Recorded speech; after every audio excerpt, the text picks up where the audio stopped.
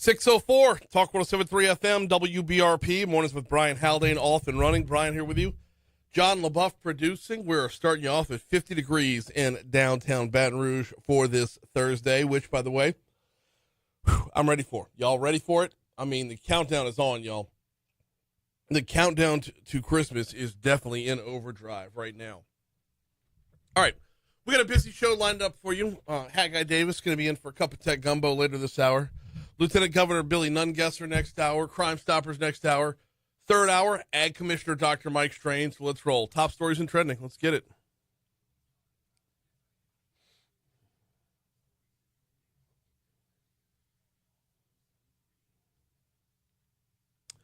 Number 5. 'Tis the season for giving, and that was the case over at Claiborne Elementary. 100 students at Claiborne received laptops from the James M. Cox Foundation, named after the founder of Cox Communications. The laptops are for personal use. They are meant to be tools to help students have what they need to succeed in the digital age of education. The Cox Foundation, the quote says, "We're proud to work with the Foundation for East Baton Rouge School System, the James M. Cox Foundation, and PCs for People to make this opportunity a reality for our students." That's what Lamont Cole had to say in talking about it. He says, "This collaboration helps advance digital inclusion and creates brighter futures for our young leaders." Number 4. Yesterday morning, there was a small explosion at a manufacturing facility off Highway 30 out in Ascension Parish. This was at the Westlake plant in Geismar. It was due to mechanical issues. The Ascension Parish Sheriff's Office said there were no reported injuries nor off-site impacts. There's also no fire nor any shelter in place that had to be instituted as a result. Number 3. NOPD is searching for 6 suspects from the Baton Rouge area after a shooting injured a 15-year-old during the Bayou Classic weekend. NOPD says that shooting happened in the 200 block of Bourbon Street on November 30th around 7:22 p.m. One person in a photo released by the agency has been identified as the perpetrator, while 5 others were present. Police said all 6 arrived at the scene together and left together. Those pictures are available over at with our news partners at WBRZ. Number 2. East Baton Rouge Parish Mayor President-elect Sid Edwards' transition team continues to take shape and continues to grow. After 26 members were announced on Tuesday, 13 more were added yesterday. That brings them up to 39. The team is called the Win EBR team, Edwards says. The team will provide recommendations on policy and staffing changes. Number 1. Oh, we can't seem to catch a break on homicide numbers in Baton Rouge. Overdose deaths are trending down for the second year in a row, or have ticked down for the second year in a row, creating a trend. In 2022, the numbers were 296 overdose deaths. Last year, that was down just 7 to 289. And then this year, all the way down to 170. Now, there are 16 pending toxicology results and 12 more days left in the year, but it is nonetheless a 33% difference from last year.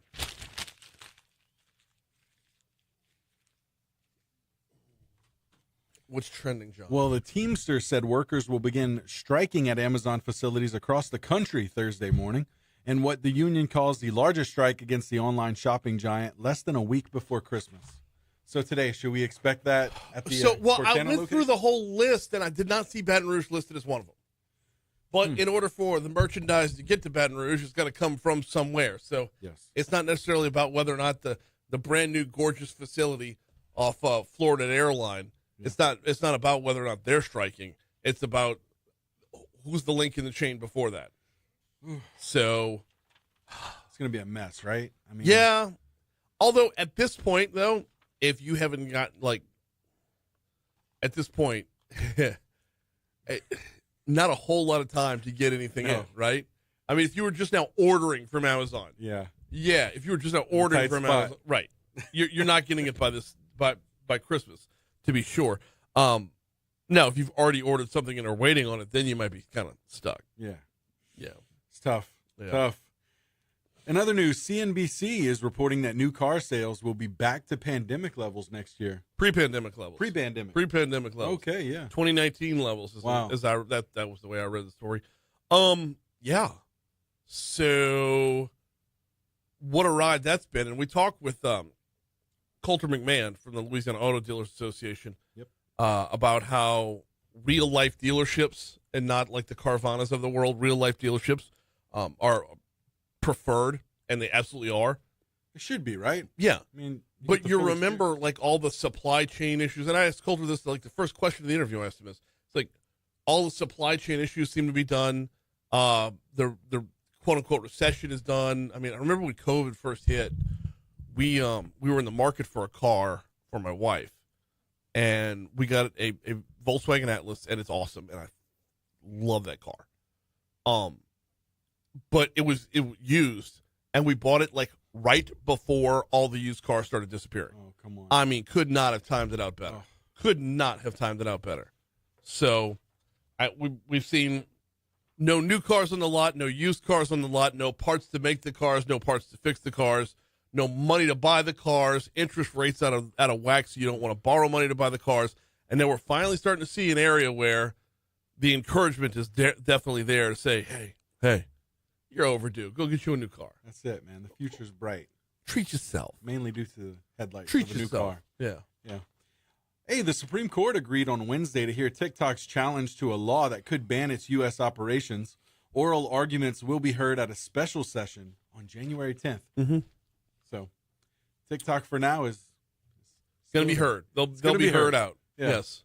Okay. Hopefully in under 15 or 30 seconds. 15 or 30 second clips. That'll be it. That'll be the They sum should of be it. forced to make the arguments for TikTok the same way that content is consumed on TikTok. Oh, man. Goodness. I got the visual here. Okay, anybody who's on TikTok is going to get this. The rest of the world will not. But I got the visual of like them not actually saying anything in front of the Supreme Court, just pointing, and then pointing a little bit further down, and then pointing a little bit further down, man. and like a little thought bubble pops up. Like, Reasons to keep TikTok, and then you got the music going underneath it. Or even a screen is like it's scrolling to the next video. Like, this is our point. Yeah. Got your reason, and you get the little music bed going. Yeah.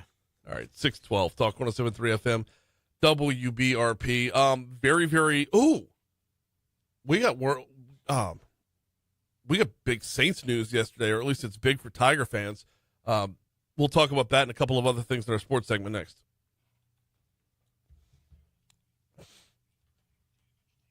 Oh God.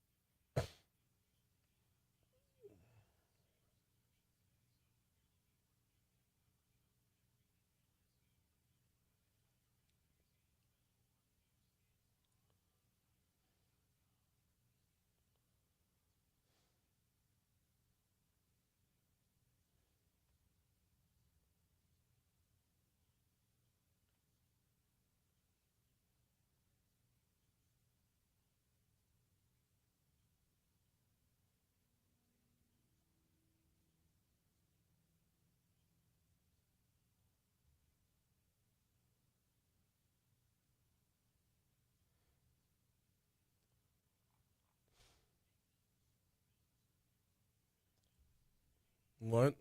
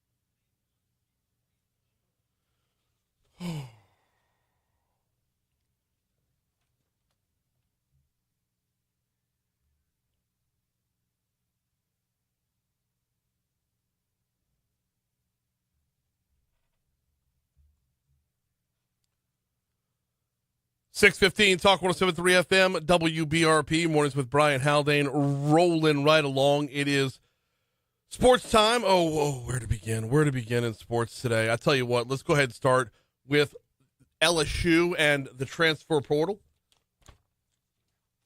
A lot of movement in recent days in the transfer portal. The Tigers have signed 9 players out of the portal. This is according to 247 Sports. LSU has the second best transfer portal in the class in the nation thus far. Tiger Reg executive editor Todd Horn says head coach Brian Kelly has delivered on a promise that LSU would be aggressive in this year's portal. They've gone out. They've been real impressive. They've nailed some of their targets. They brought in some really impactful players like wide receiver Nick Anderson and wide receiver Berrien Brown. Of course, Anderson's from Oklahoma, Brown from Kentucky. So I think their wide receiver room is strong. They've got the tight end from Oklahoma, Bauer Sharp. I think he's going to be a big help. Horn says LSU still needs more help along the offensive and defensive lines, though. Well, they've brought in a couple of edge rushers. The kid from Florida, Jake Pyburn, who could play some edge. They got Jamari Butler from Nebraska, who's got 1 year of eligibility left on the edge. But they could bring in some defensive end and defensive linemen as well. I mean, already just remarkable work throughout the portal. I'm sure they're not done yet, but even if they were done right now, the team got better from the time that the portal opened until today. Let's move from LSU to the New Orleans Saints, but leaning on an LSU name. Yesterday it was reported that former Tiger running back Clyde Edwards-Helaire has been signed to the Saints practice squad. Nick Underhill reporting this yesterday. Love the pickup. Absolutely love the pickup. A little bit worried about the need for the pickup, though, because you're not picking up Clyde unless you got problems with Alvin. And that's probably the biggest question right now is Alvin Kamara came out of last week's game with an injury. He's listed this week as questionable. Although per ESPN's Fantasy Football, he's still projected to play right now. He still has his projected number of points for this week. Problem here is if you're playing fantasy football, you're probably either in the semifinals or the finals this weekend, right? And if you've got Alvin Kamara, you've got to wait until Monday. You don't wait until Monday. And they're going to be a day late on injury reports and everything like that. So, I mean, for example, who's in the game tonight? Who's even playing tonight in the NFL? Chargers-Broncos, that's right. You're going to lose out on these guys, any running backs for the Chargers-Broncos, simply because they will have already played by the time injury reports are settled on Kamara. He's going to be listed as questionable until then. So, tough sledding to be sure. Speaking of the Chargers and Broncos, you're not going to hear them on Talk 107.3 tonight. Why? Because Kim Mulkey's Tigers are up in Chicago to take on the UIC Flames. LSU 13-0, number 5 in the nation, is in Chicago to take on the Flames. The Flames are 2-5 on the season. 2-5? They've played all of 7 games thus far. LSU has played double the number of games of University of Illinois Chicago. Whew. And this is going to be a runaway. I mean, this is going to be just a legit run out for LSU tonight. Probably the biggest thing to watch for in tonight's game, Angel Reese plays for the Chicago Sky in the WNBA. Yeah, I'm looking for Angel courtside. That's about the only level of interest there will be in this game. Otherwise, it's going to be a victory by about 50. But your home for LSU women's basketball is right here on Talk 107.3 FM. We got the Fox Business Report coming up in 1 minute. Got to remind you about the folks over at Vex European. That's VEX, as in Vinny. VexEuropean.com is the website. If you drive a European vehicle, you know why you made that investment into that European vehicle, and you want to make sure you're maximizing the performance of that vehicle. That's where Vinny and his team come in. You're going to be paired with a specialist. You're going to be paired with a tech who is a specialist for your make of vehicle. Mercedes-Benz, BMW, Jaguar, Audi, the list goes on and on. You can check out the full list at VexEuropean.com.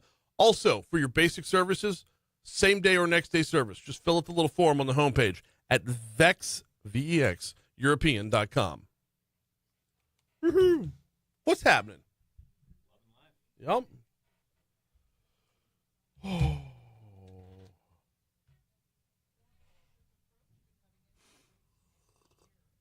How are you this morning, Haggai? I'm fine. And you? I'm on fumes, man. I'm so out of here. So you're starting off in? Yeah. Good luck.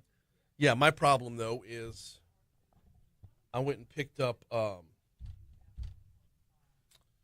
Ford, Cleveland, the guy who filled in. Yes. Chubb went out with a broken foot. Jerome Ford? Jerome Chubb Ford. broke his foot again? Yeah. Oh, I picked it up at the start of the year waiting for him to come back online because I had bench space. He plays 2 games and then... Motherfucker. Yeah, so Chubb broke his foot. Ford fills in last week. 7 carries for 84 yards and a touchdown.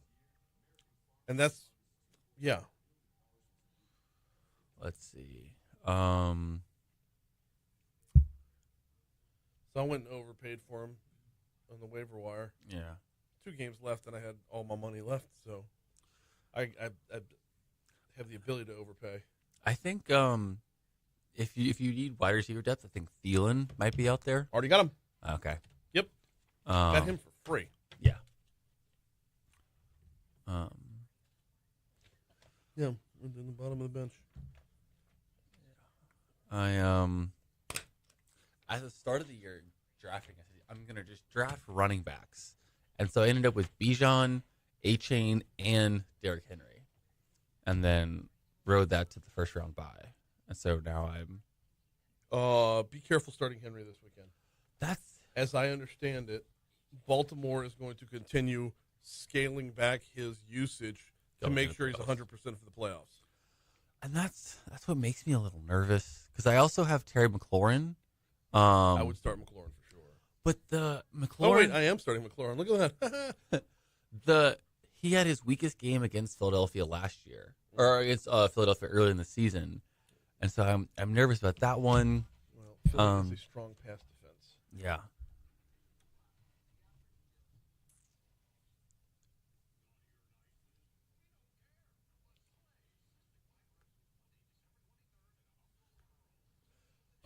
The way I teased the show, the 30-second tease that I do, I said tomorrow morning I will be joined by at least one Haggai Davis. So, It worked out. yep. Yeah,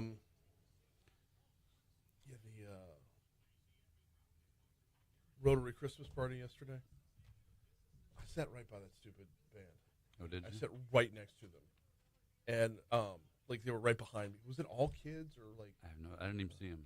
I came in, sat down, ate a plate, and left. I would have done well to get out of there.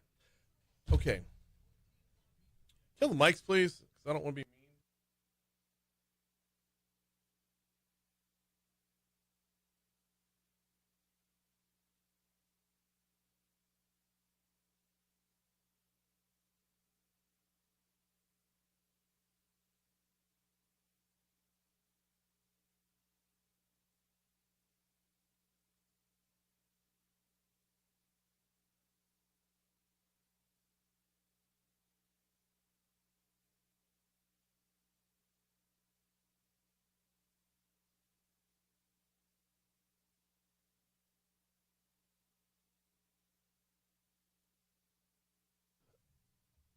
Time to head back to the Shawbills Tire Traffic Center, and here's what we got going on to start off your morning.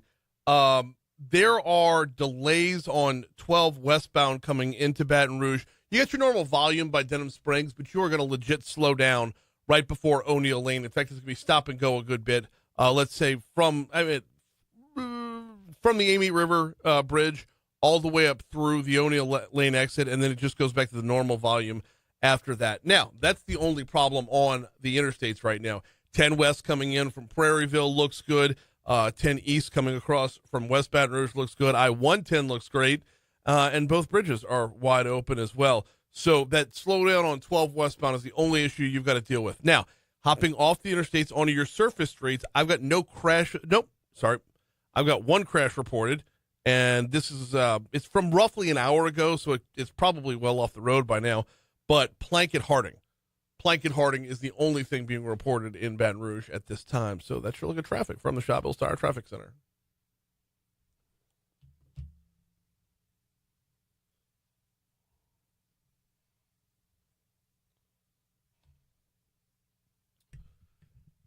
The cut you used yesterday from Sid Edwards, I believe it was Edwards 3, about the transition. I want that one here. I meant to tell you that. Sorry.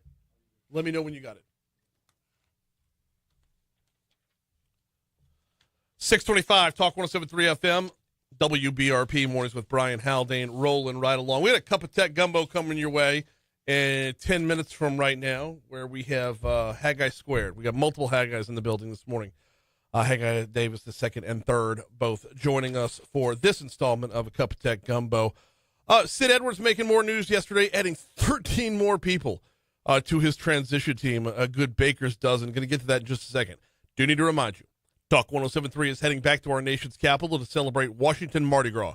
Join me and Gordy Rush Thursday, January 23rd and Friday the 24th as we broadcast live from the Washington Hilton for this show, Mornings with Brian Haldane, as well as a special afternoon drive show from 4 to 6 p.m. each day. This is handling business the way that only Louisiana can. It's Washington Mardi Gras on Talk 107.3 FM, presented by Presley Wealth Management.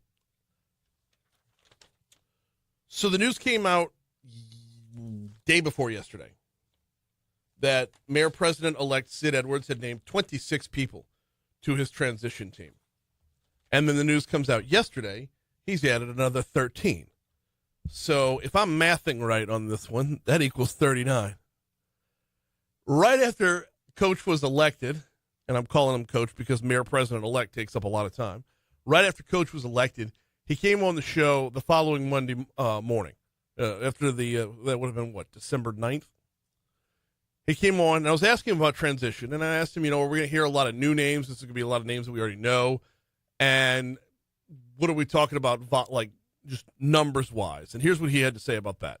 Yeah, it'll be a hodgepodge. Okay. There's going to be some people who've been involved locally, for sure, but there will be some new, fresh voices on that team. And there's been an awful lot of interest and, for lack of better words, people applying for a position, on that transition team. We can't have a team of 20. 20's too many. Right. And 2's not enough is how I see it. So I'm looking at a dozen folks. Okay. And but yeah, you'll see some familiar names for sure, and maybe some not so familiar.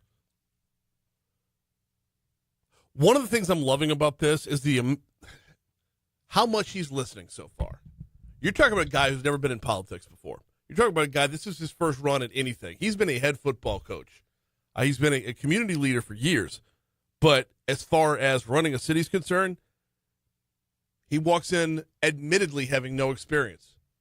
And to go from saying the Monday after Election Day, probably about 20 people, to 2 weeks later, you're now up to 39.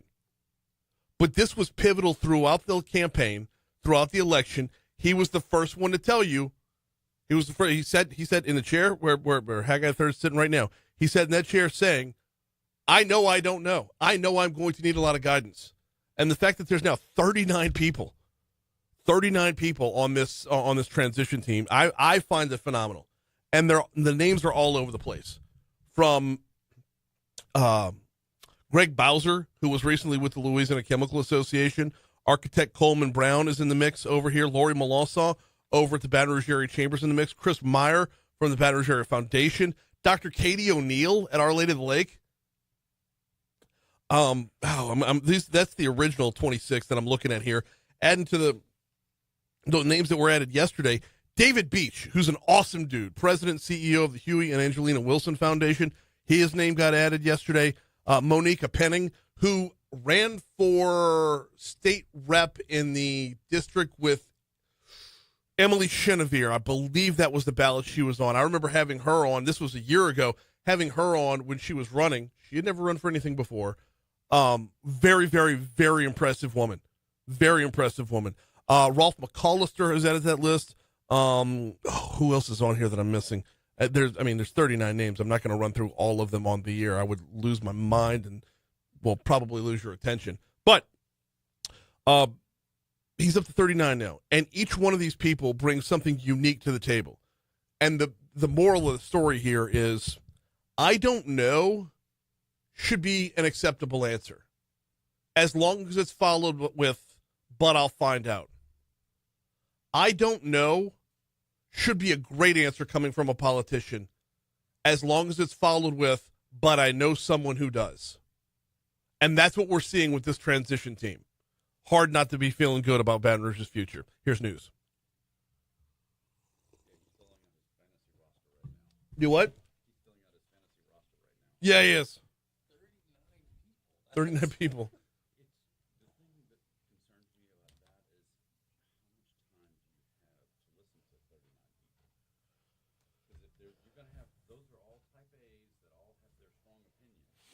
Okay, Millard Muley, Director of Policy for Governor Landry, is on this team.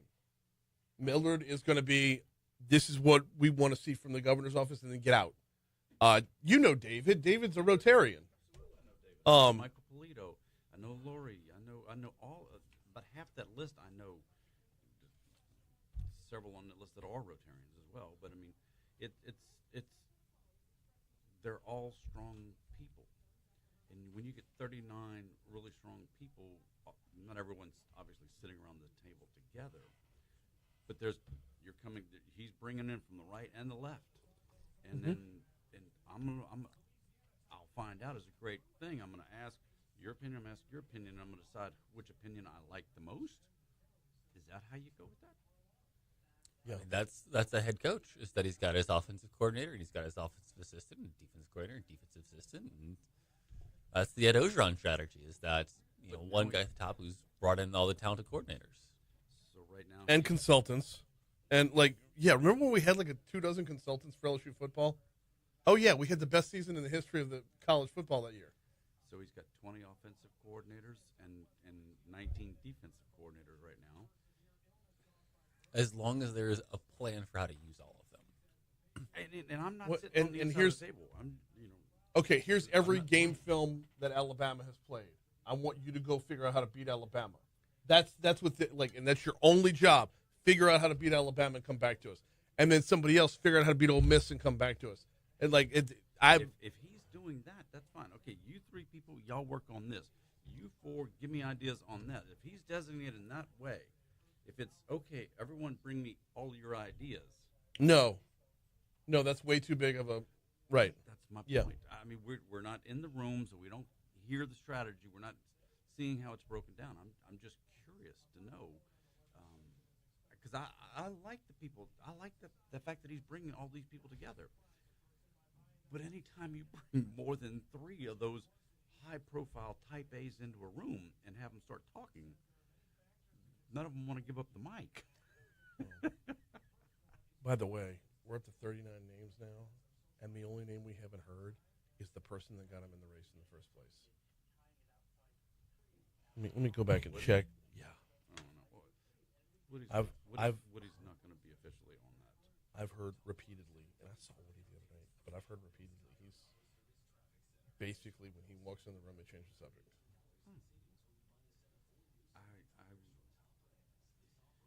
My hope is at some point they can pull Woody's hand out of the backside. The other thing about this is I think there's a good dozen or so of these names that are just there in name only. People that traditionally make big donations to political campaigns and their relatives, like, let's say your last name is Grigsby. Todd Grigsby's on this list. Eddie Rispone's name is on this list. Eddie Rispone was one of the ones behind Ted James. Mostly because he wanted Sharon out of there. Right. What are we talking about today? I thought we were talking about those data centers. The one in St. Francisville and up there in Monroe. And why we don't have enough data centers. It's that chain of energy production, energy transmission, data storage, processing, and demand for all. Because there's a demand for all 4 of those, and we don't have enough of any of them. Wait, what were the last 2 after data storage? Processing. And then the demand for the services, for the AI and so there's demand out the wazoo, and it's so that's going to pull on the processing. Well, the processing has to pull on the storage. The storage has to pull on the energy transmission. Energy transmission has to pull on the production. And so you have this chain, and we've got more demand than we could possibly handle. And so all these giant tech companies are looking, how can we build more production? How can we build more transmission? How can we build more data storage? How can we build more processing? And that's why you're seeing all these nuclear power plants come back. That's why you're seeing all these nuclear power plants being built right next to the data storage, because then you don't have to worry about transmission. The energy just falls out. It's like that's one of the one up there by Monroe is going to take 5 years because they have to build a power plant to power it. Whereas the one in St. Francisville is going to turn on in 2026 because they're pulling off of the nuke right there. They don't have to build a whole new power plant. Okay.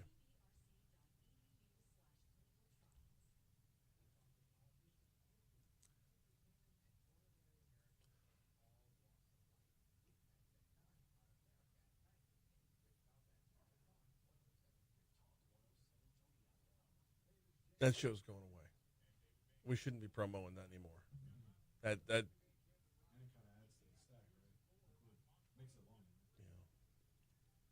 We need to get imaging on the new show, though. Hang on. All right, no fog this morning. That's a good start. Where are we headed from here, though? Here's WBRZ meteorologist Balin Rogers. Annika is on vacation this week. She's done well. She's grown into her role well. She's learned to talk on her camera. Yeah. Mm-hmm. When she first got here, she couldn't get a sentence out.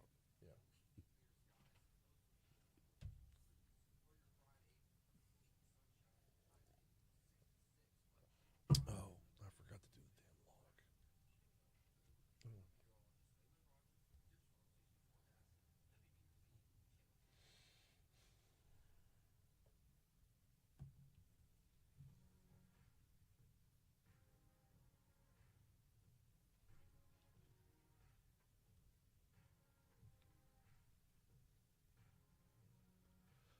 637 Talk 107.3 FM, WBRP, Mornings with Brian Haldane, rolling right along. For the, my goodness, last time in 2024, it's time for a cup of tech gumbo.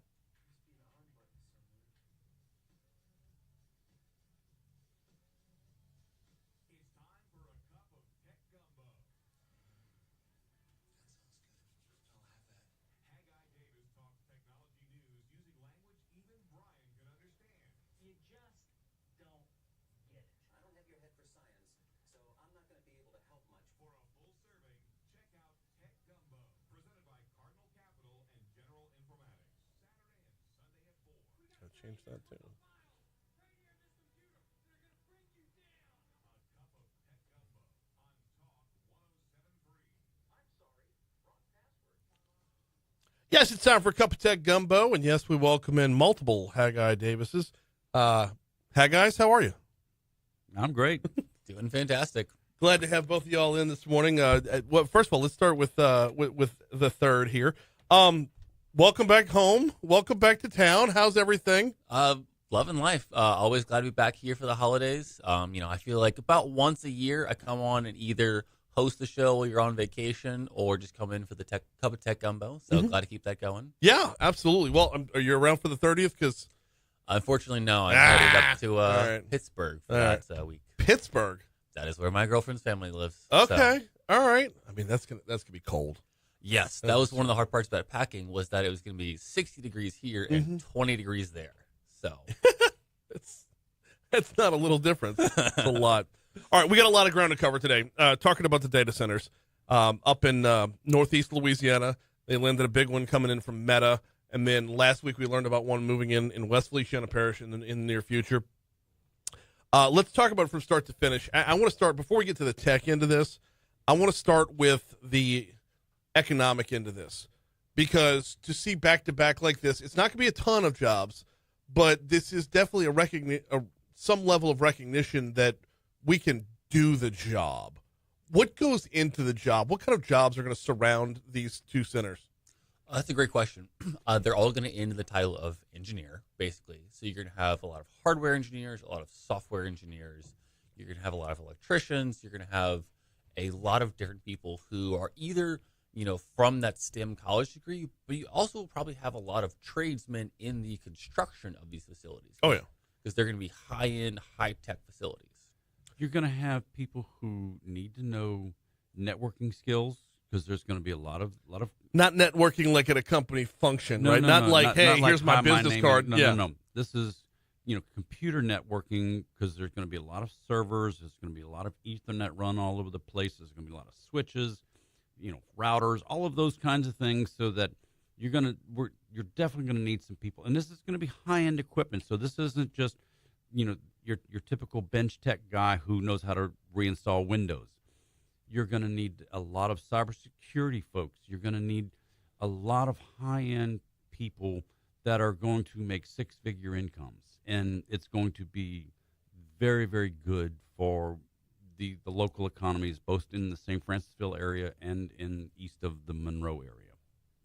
Now, good for the local economies is great for the direct jobs, but there's also indirect jobs as well. How does this stem off from there? Aside from the construction, how does this stem off from there indirectly?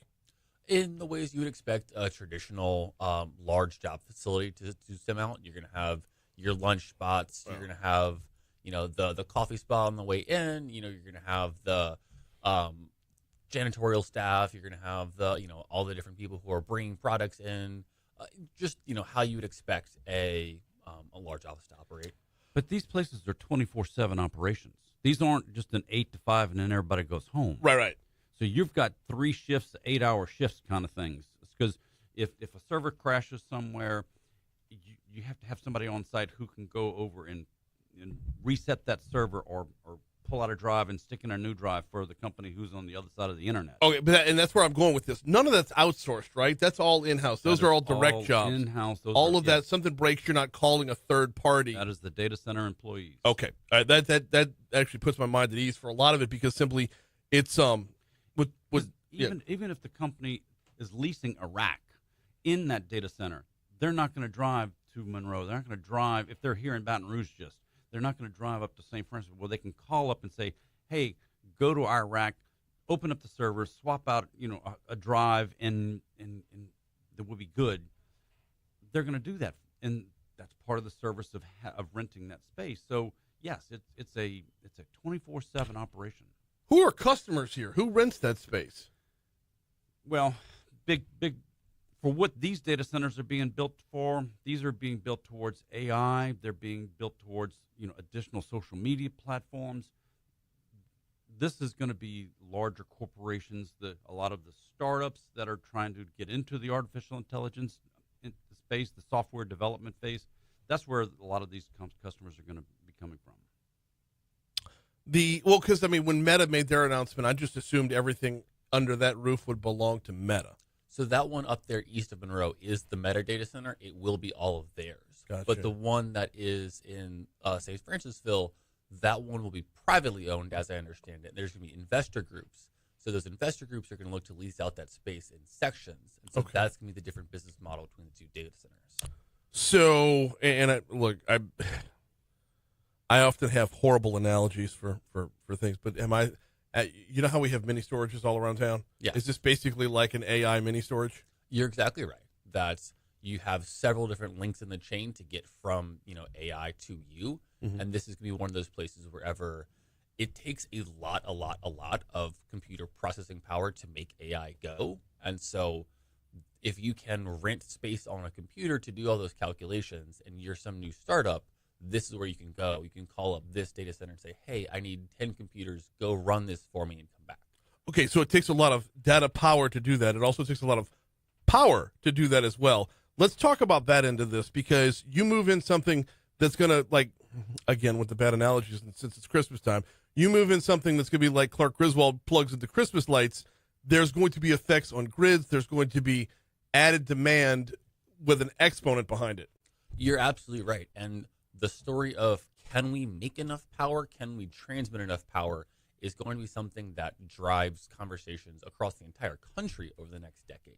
And that's why you're seeing both these facilities pop up here in Louisiana, is that we, one, have the power generation capability in St. Francisville right next to River Bend. Mm-hmm. But then two, that one, that Meta data center, they're having to build their own power plant to power that.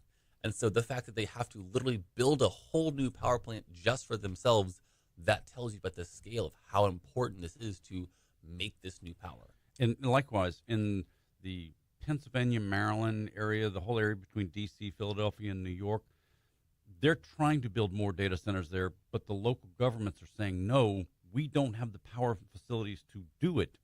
There's businesses that want to build these massive data centers in that area, but can't because they can't generate enough power. They don't have the transmission lines to deliver power to these facilities. Mm-hmm. They don't have the data transmission capabilities to get the data in and out. We're down here in Louisiana with nothing but pine trees and squirrels in these areas right now. We're more than willing to do all of those things.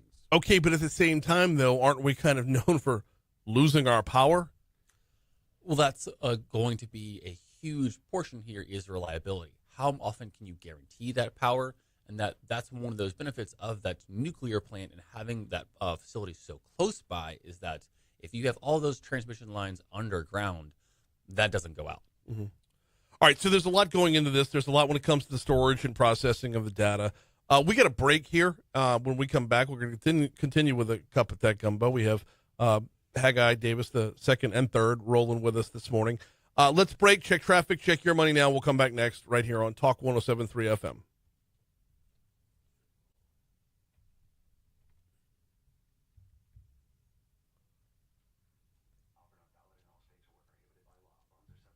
What was the delay there? What was the delay there? All right.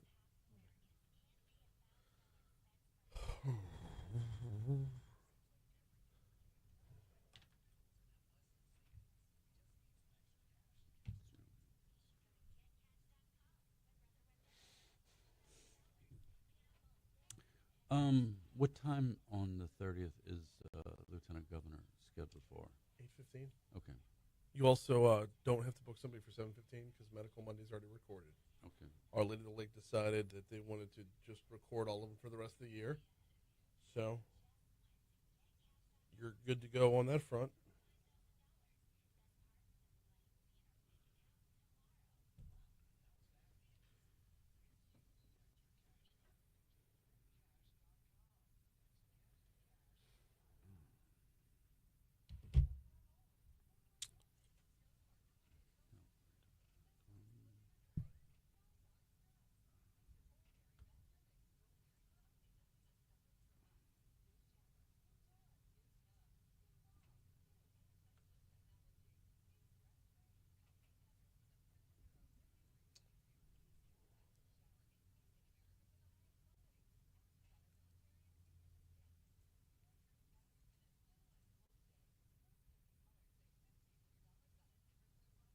$8.15 on the 30th.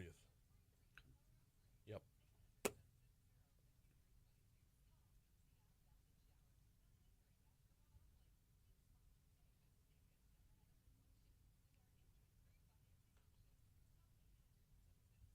And he'll be in Pasadena. Right. We did this last year with him. Did we? Mm-hmm. We did. I remember this at the Rose Bowl as part of the Louisiana. They have float in the parade. Mm-hmm. Yep. I dig it. I actually saw an ad for Baton Rouge walking through DCA. I transferred on the way in, and TCA. Reagan. Yeah. Yeah, last Okay. year we had him at the 7:15 to 7:30 hour. Hey, all right. I pitched 8:15 because I knew he'd be on the West Coast, so it's 6:15 their time. So, I mentioned that ad. So coming home from Washington Mardi Gras last year, I mentioned that ad to the folks that visit Baton Rouge, and I did not realize it was a trap. You were flying Southwest? No, actually, American. Okay, you were not taking the direct flight into Baton Rouge, though, were you? Correct. Yes. I transferred from JFK to DCA to Baton Rouge. Gotcha. Yeah, there's a direct flight to Washington, D.C., from Baton Rouge to Washington, D.C. and back. It flies into Reagan. And I had mentioned that I saw the ad on my way home, and they're like, then you didn't take the direct flight. I'm like, what? They're like, yeah, where that ad's placed, because it's right after you come through the take your shoes off and all that other good stuff. As I'm putting my shoes back on, I look up and there's the big billboard right there, and they're like, yeah, you're going to a different gate if you were taking the direct flight. So I got trapped by Visit Baton Rouge. Those crafty. Smart marketing, though. Mm-hmm. There's no reason to advertise to the people that are already on the direct flight. Yeah, don't preach to the choir.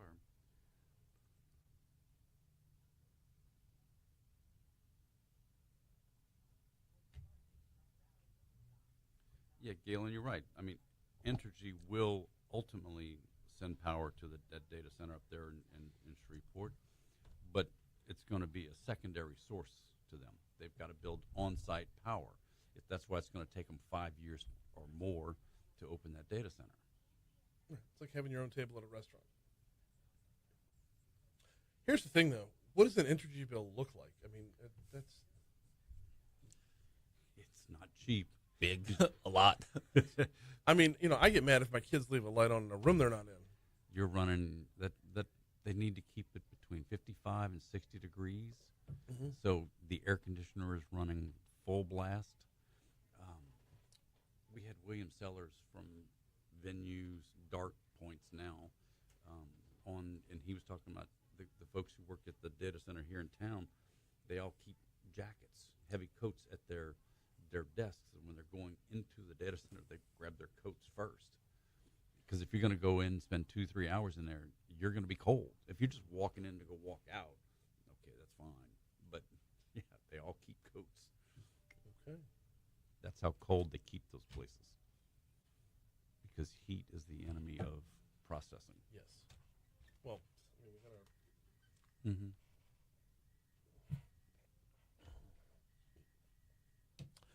652 Talk 107.3 FM, WBRP, mornings with Brian Haldane, rolling right along.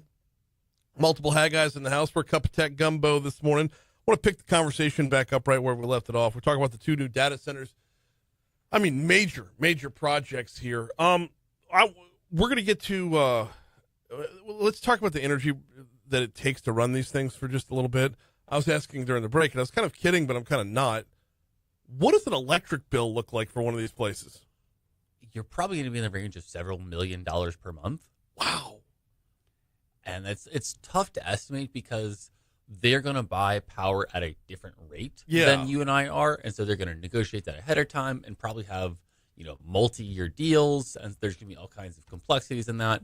But if you're paying for the construction of an entire new facility, as Meta is, that entire construction budget is part of your electricity budget as well. Yeah. So you're not just that, monthly cost, you're also having to pay off that entire facility there. Well, I mean, if Entergy has to add a new pole to if a power pole gets knocked down in a storm and they got to put a new pole, the cost of putting that new pole ends up on our bill.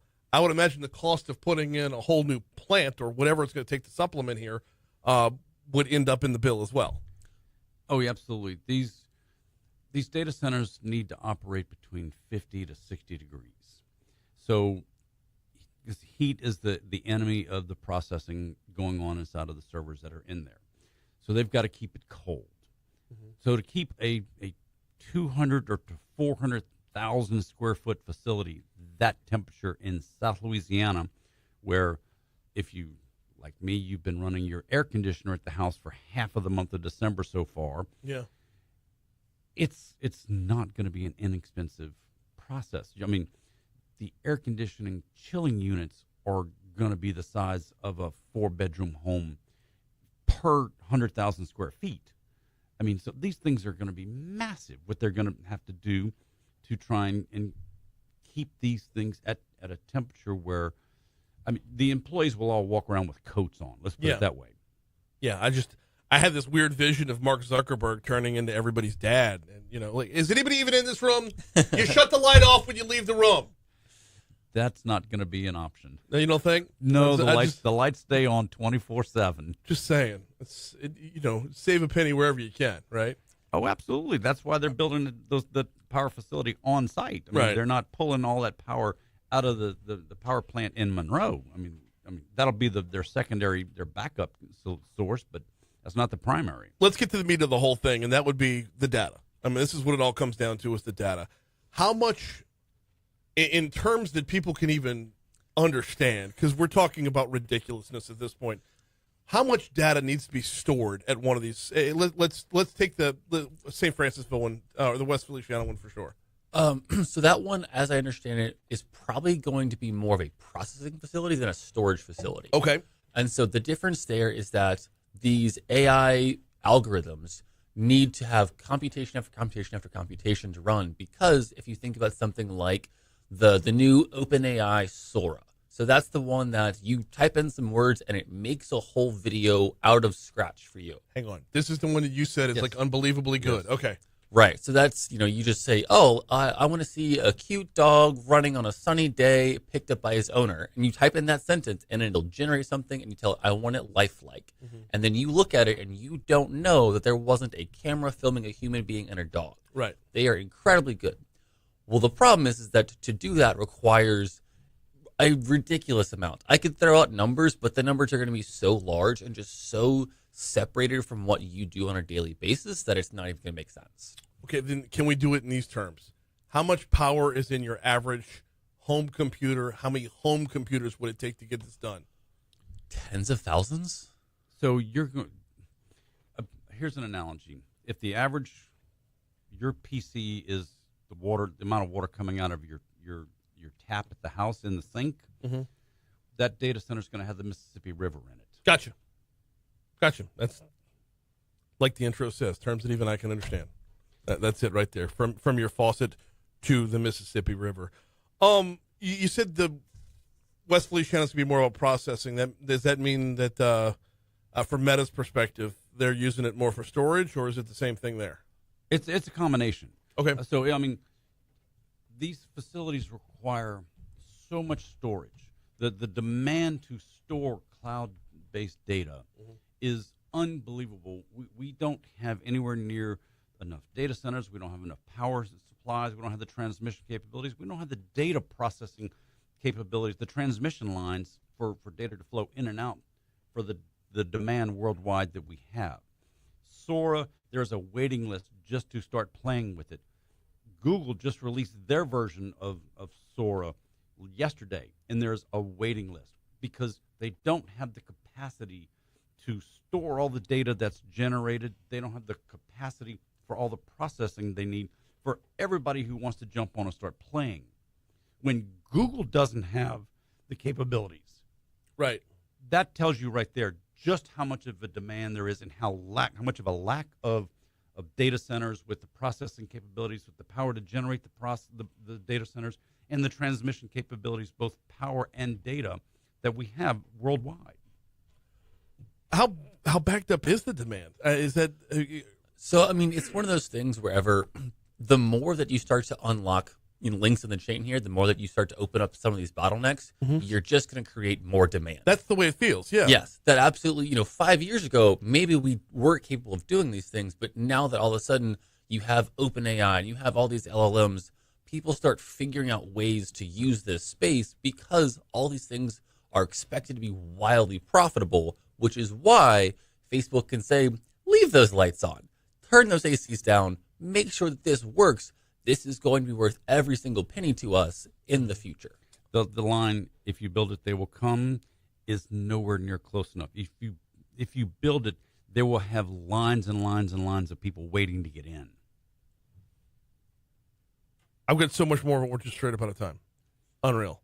Full serving attack gumbo. I believe y'all are in for the year, right? Yes. Yeah, it could be a rerun for the holiday weekend. But we'll be back at it in 2025. Haggai, thank y'all so much. Great stuff this morning. Talk about the new data centers. Definitely tipping the headlines for sure. We got ABC News coming your way at the top of the hour. Lieutenant Governor Billy Nungesser at 7:15. The folks from iCare going to be in for this installment of Crimestoppers. That's headed your way next on Talk 107.3. Dude, that was fun. That was awesome. We never even got to, what does this mean for the surrounding community as far as, when you talk about power generation, does it drain everybody else, or is it going to be a self-contained thing? So the energy I mean, the River Bend, that excess, they've got enough excess power with the nuke to where it's not going to hurt that. Okay. The Monroe, that's why they're having to build.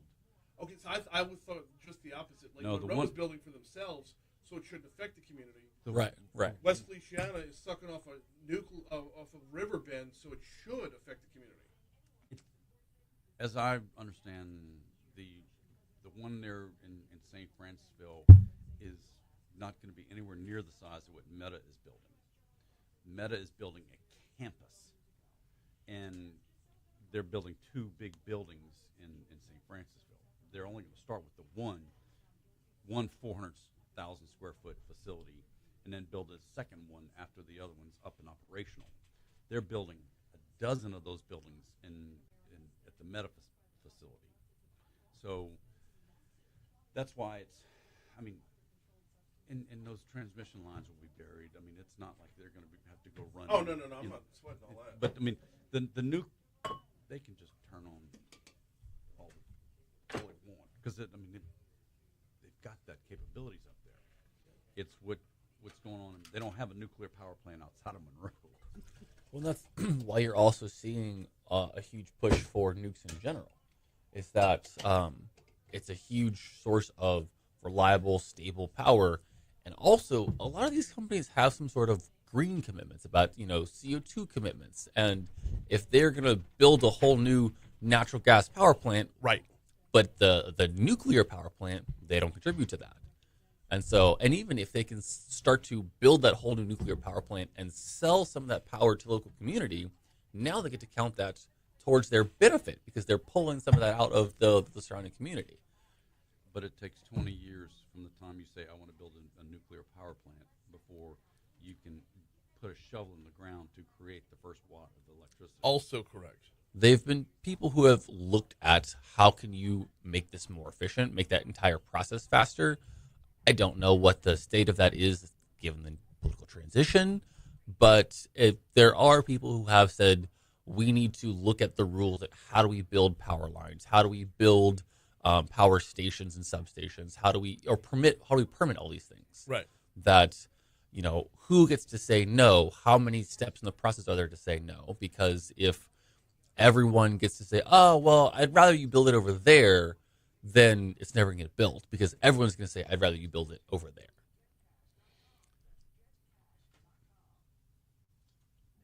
I just thought about the air conditioning. The air conditioning alone.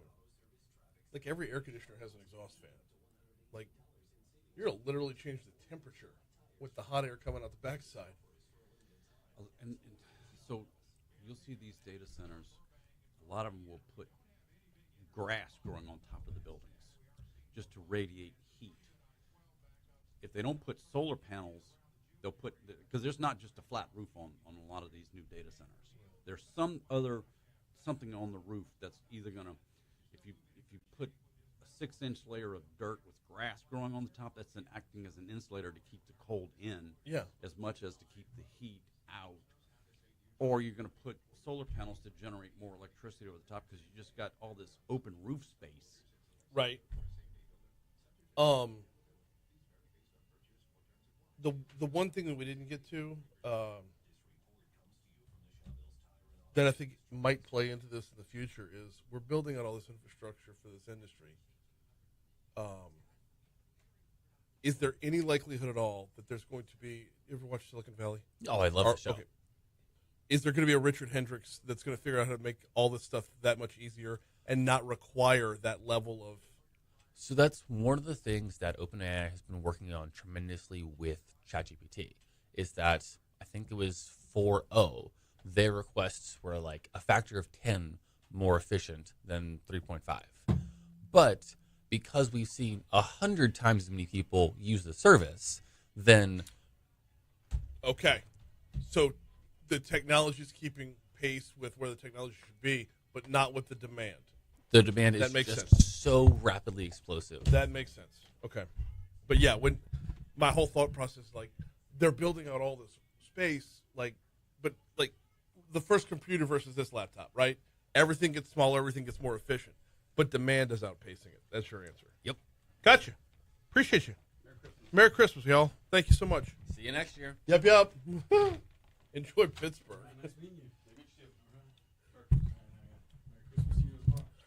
7:05.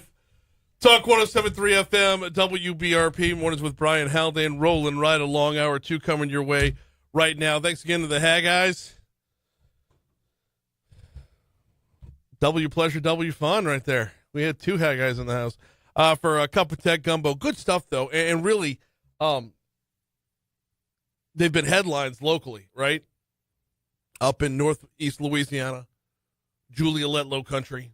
Like literally, that's right down the road from her hometown. And then over in West Feliciana Parish, we're going to see a major change in the coming years. And Louisiana's going to be the hub for it. And that's a good thing. We got a busy hour this hour as well. Lieutenant Governor Billy Nungesser joining us about 9 minutes from right now. And then we got Crimestoppers coming up this hour as well. The folks from iCare are going to be talking about managing holiday stress. That's coming up at 7:35. Right now, though, you know how we do. It's top stories and trending.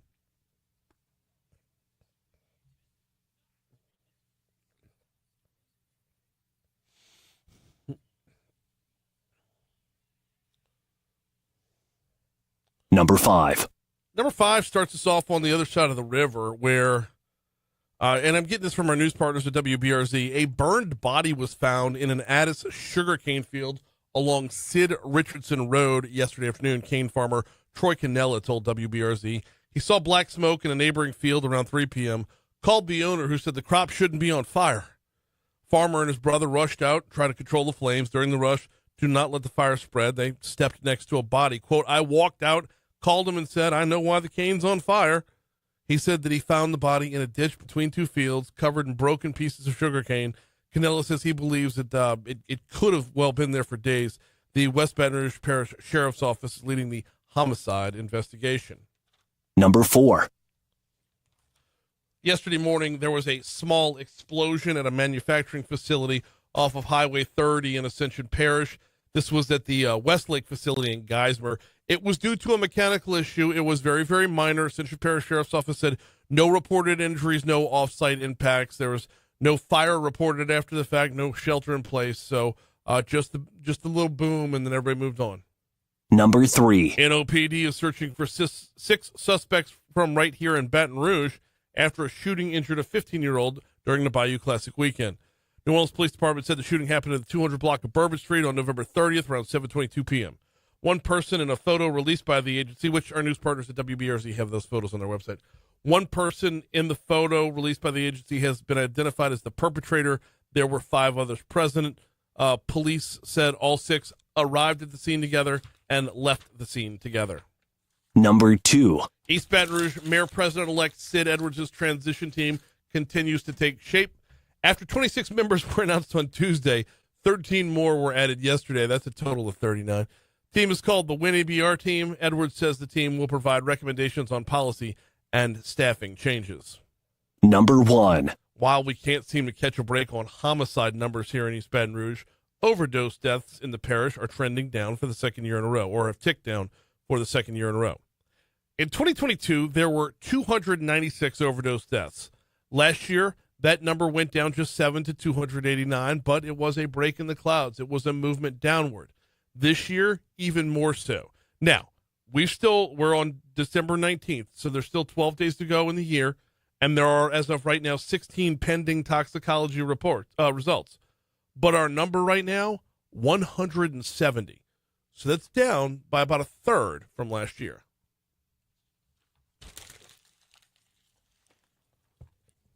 What you got, John? Well, the Teamsters said workers will begin striking at Amazon facilities across the country this morning.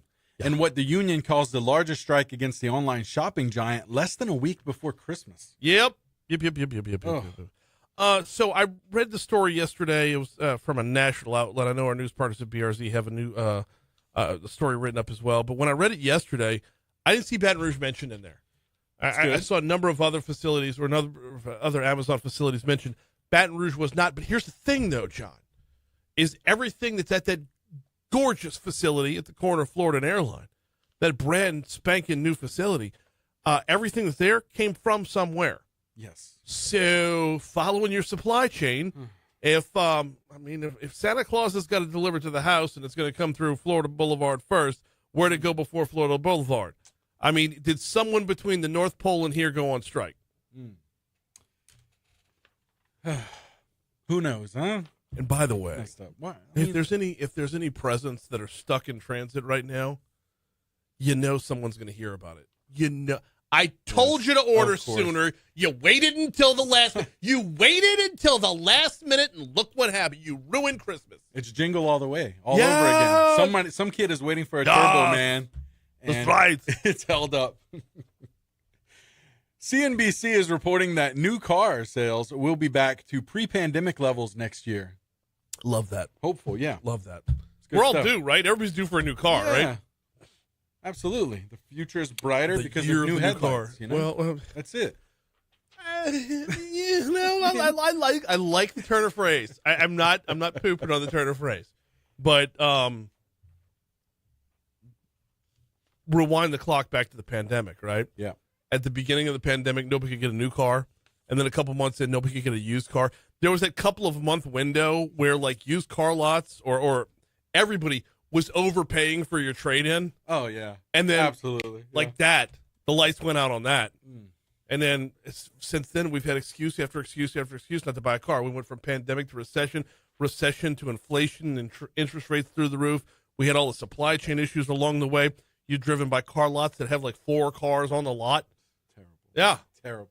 All systems go, baby. Let's Yeah. go. Here we go. Hey, in other news, the Supreme Court agreed on Wednesday to hear TikTok's challenge to a law that could ban its U.S. operations. Oral arguments will be heard at a special session on January 10th. So I think they should be forced to argue in the format of a TikTok itself. that would be amazing. Thought bubbles that they would point be- to. Yeah.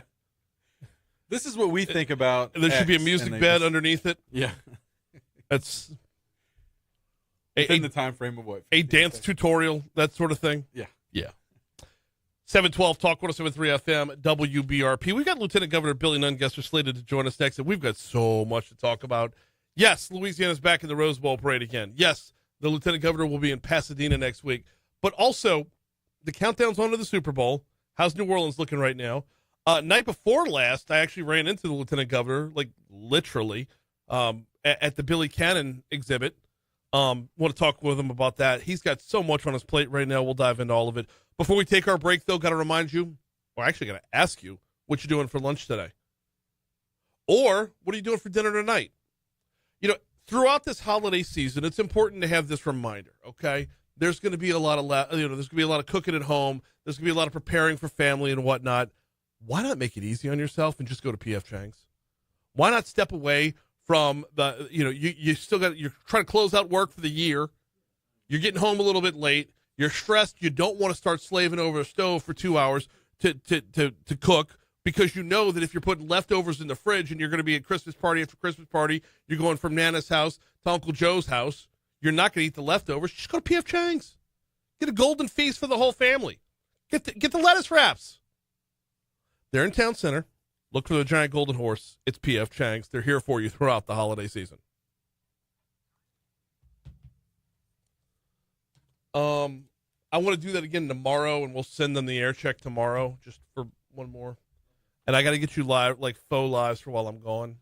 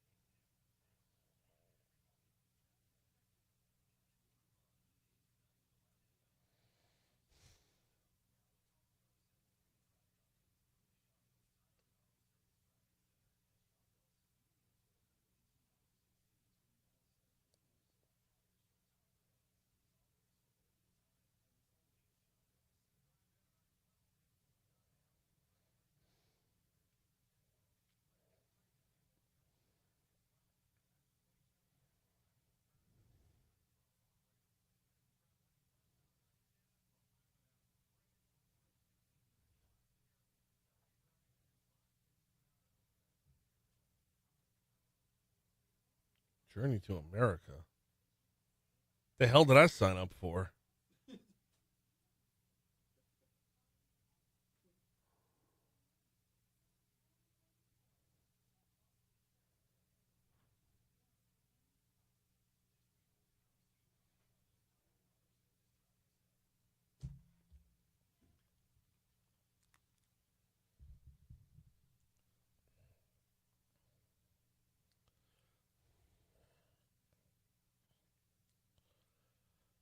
$7:16. Talk 107.3 FM, WBRP. Mornings with Brian Haldane rolling right along.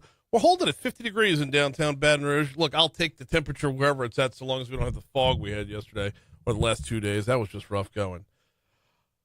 We are 12 days away from the new year. And one of the traditions of bringing in the new year is turning on the TV and seeing live from Pasadena, California, the Tournament of Roses Parade. Louisiana will be featured in that parade once again. Joining us now to talk about that and everything else he's got going on to close out the year is Lieutenant Governor Billy Nungesser. Lieutenant Governor Nungesser, how are you, sir? I'm doing great, my friend. It's going to be a good year next year. No, yes, it absolutely is. And we're already kind of setting the table for that because we've had a year worth of prep down in New Orleans to get ready for the Super Bowl. We'll talk about that in a little bit. We'll talk about the Rose Bowl parade in just a little bit. I got to start by rewinding the clock 2 nights ago, night before last. You and I were at the same venue. I actually stepped off the elevator and oh, look, there's Lieutenant Governor Billy Nungesser right next to me. The Billy Cannon exhibit opened up. Yeah, that's a pretty incredible exhibit. You know, I learned so much about not only his football career, his ups and downs, but what a good person he was all through his life. And a lot of great memorabilia there to see the videos and a lot of great moments through his LSU career. And just a great exhibit to highlight a great Louisiana legend. No, absolutely. It's just one more example of the work that gets done at our state museums. Capitol Park Museum just crushed this. They knocked it out. I was not ready for it to be that widespread and that well presented, but I really should have been because it's just another example of the great work you get at our museums. Well, we got a great team. You know, the curators, the people that work behind the scenes. The Rodriguez exhibit that's going on now at the Cabildo, to see the works of George Rodriguez that I didn't even know he painted way before the Blue Dog, and the history of those paintings and how it evolved. They just dig deep into the past, the present, and really put it all out there when they do one of these exhibits. Same thing with Billy Cannon, things I didn't know about, and things he did in life, things he did in his football career. It brings it all to life, and it's a pretty neat exhibit.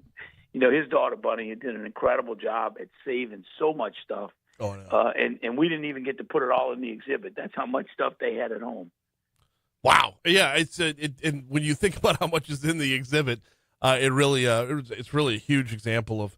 But it's not just the quantity; it's the quality too. So, everyone should go check it out. It's at the Capitol Park Museum in downtown Baton Rouge, right across the street from the state capitol. We've got too much to cover. I could spend more time on that, Lieutenant Governor, but we got to talk about Pasadena, California, and putting Louisiana up front in this one again. Yeah, we're excited. I think we've got a little over 100 Louisianans signed up to come out there and help us decorate that float. Once again, we got Timothy Wayne, who's an LSU student, who is Tim McGraw's nephew, a rising country artist. Once again, we're going to highlight his talents on the float. So surely Louisiana will steal the show. We partner with Explore Homer, Lafayette Travel, Tangipahoa, Visit Baton Rouge, all of the surroundings. So everybody will have an opportunity to promote and highlight all the great things in their parish all over the state. We have a satellite truck that's there from 5 in the morning to 10 at night. And while they're building that float, we get an opportunity to be in the living rooms across the country on the morning shows. They all want to see how they build those floats.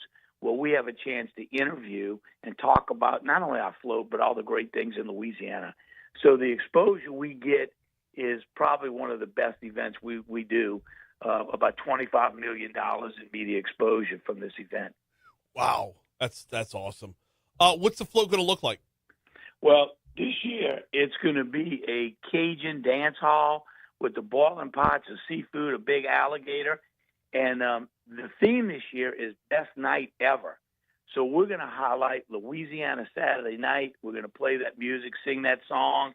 And we're going to talk about the fairs and festivals, Tiger Stadium on Saturday night, all the great events that go on Saturday night all over Louisiana, and highlight those things to get people excited about planning a trip to Louisiana. We got Lieutenant Governor Billy Nungesser with us. Okay, it's important to walk down this path real quick because when it comes to the Rose Bowl parade, it's different than other floats. This isn't, you can't just Blaine Kern this thing. It's different to put this float together. Talk about the process a little bit. Yeah, it's over 130,000 roses, orchids, carnations, seeds, weeds. Every part of that float has to be covered. No steel can show. So crushed coconut over the steel, seeds, the birds and the alligator, they put the eyes in with tweezers. It's all kind of colored seeds. It's really incredible. Some of these volunteers have been volunteering since they're teenagers. They come from all over the country to volunteer every year. Of course, our volunteers are put in groups with some of the people that are experts at it and told what to do. Even the little kids get to crush up the coconut and put it on the float. So whether it's your kids or grandkids, everybody gets to participate. And having 100 Louisianans out there to share the passion for Louisiana with all the other people decorating all the other floats in the den. We found a little old lady in Pasadena. She's from New Orleans. She owns a beignet truck. So we bring her in the den and have hot beignets from 5 to 9 every morning. Then for lunch, we serve great Louisiana seafood to everybody building all the floats. And they really look forward to us coming out because Louisiana steals the show. Absolutely. And we got Lieutenant Governor Billy Nungesser on with us. You mentioned Louisianans heading out there to help with the process. How did that come to be? Like, how did they get themselves involved to where they could put in these volunteer efforts? Well, my first year when I saw so many volunteers, I asked, can we bring people out from Louisiana? And they said, sure. So, as soon as we get the float set for next year, we have a website. You can sign up. You get updated emails. You get your hotel and your airfare. We shuttle you back and forth from the hotel. Mm-hmm. And then one night we have one big party where our performer will perform for the Louisiana residents as a thank you for coming out and helping us decorate the float. And it's grown each year. The first year we had 20 or 30. Then it was 70 to 80. Now it's well over 100 people that come out. Some people are coming every year, and each year we pick up new people. It's a great trip. The week after Christmas, it's a little tough for some people between Christmas and New Year's. But as I tell people, it's a great Christmas gift to give your family 1 year to come out there, and it ought to be on the bucket list of everyone. No, yeah, I would imagine so. I mean, it's Pasadena, California. As the year is turning over, it's you're not going to get bad weather. Let's just put it that way. We got Lieutenant Governor Billy Nungesser with us for a couple more minutes. Want to pivot to what comes up after the Rose Bowl and or the Rose Parade, and that would be looking ahead to next year in New Orleans for the Super Bowl. Can we get a status update? Yeah, I'm cautiously optimistic that all the repairs and maintenance stuff, they're starting to resurface the streets in the French Quarter, which I've been trying to get done since I took office. So I'm glad for that. There's still a lot of work to be done. We had one of our litter summits yesterday on the West Bank in Jefferson. GNO Inc. was there to give us an update. But I got to tell you, I'm so excited about cleaning up Louisiana. DOTD, their team has really gotten on board. As a matter of fact, they're giving out a special contract to clean up the highways in and out of Louisiana, pick routes, a new contract they've never done before. So they're thinking outside the box to where we can have a clean, people see a clean Louisiana before Super Bowl and a couple days after. But our hope is that the legislators and people say, wow, it's really cleaned up. How do we keep it that way? And that'll give us a little bit of push to get the legislature to give us a little more money. Because if we can get a little more money to clean up Louisiana on the front end, we can save millions on the back end. We spent $91 million last year cleaning up Louisiana. We can do a little bit more on the front end. We can save that money on the back end. It's been proven in other states, and we surely want to put our best foot forward for the Super Bowl. And with the Super Bowl, God, that number just sticks out. 91 million. Yeah, it's I tell you, the impact is over 480 million. That was the last Super Bowl, and this year it's expected to be more. You know, the thing I was impressed in Las Vegas when we went out there to learn about the Super Bowl, what we needed to do was the media event. It's going to take up half of the convention center, and with booth with a video screen in the convention center. So now every convention is not only going to enjoy New Orleans, they're going to see video and get pamphlets about other places. So hopefully they'll see something they like and come back and visit other parts of Louisiana. The other thing we want to do is I want to have people serving charbroiled oysters, gumbo, to all other people interviewing. The media event is not just a few TV stations. It's sports betting, it's bloggers, it's hundreds and hundreds of people that will be here 10 days before the Super Bowl, broadcasting all over the world. When we were in Vegas, The Rock was there, movie stars, Joe Montana. Well, when they're sitting there interviewing, I want them eating Louisiana oysters, shrimp, gumbo, crabs. I want them to say, wow, I don't know who's going to win the Super Bowl, but you got to get some of this gumbo. That's an opportunity for us to get media coverage all over the world the whole week before Super Bowl. And all that's over at the convention center, right? Yeah, it's going to be incredible. Half the convention center is going to be the media event. The other half is going to be the NFL experience, which is open to the public. So it's going to be a good time.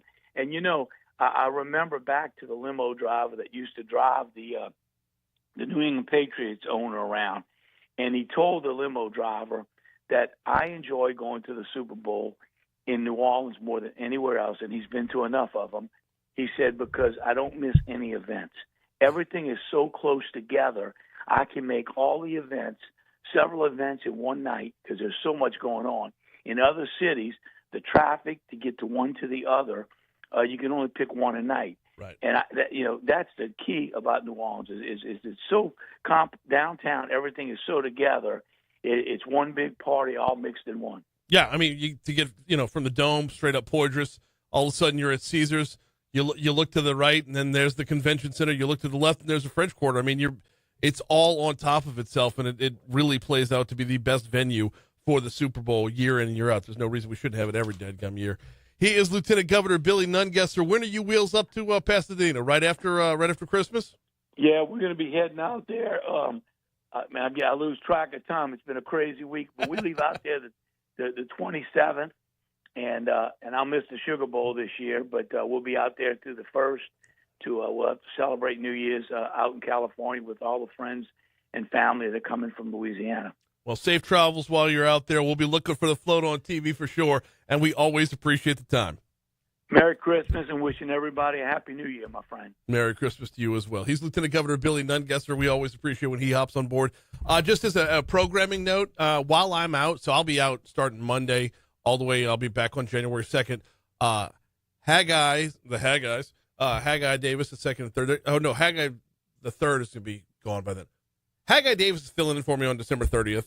Lieutenant Governor Billy Nungesser is going to join him live from Pasadena the day before, or I guess 2 days before the parade, as they're putting the float together and everything like that. That'll be 8:15 on December 30th.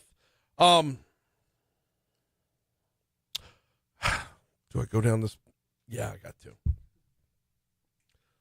Whose eyes got real big when he mentioned Robert Kraft limo driver? Imagine with that information whatever you wish to imagine. I'm not. You fill in your own punchline because I'm not getting myself in trouble on it. We got Crimestoppers coming your way in our next segment. The folks from iCare are going to be here.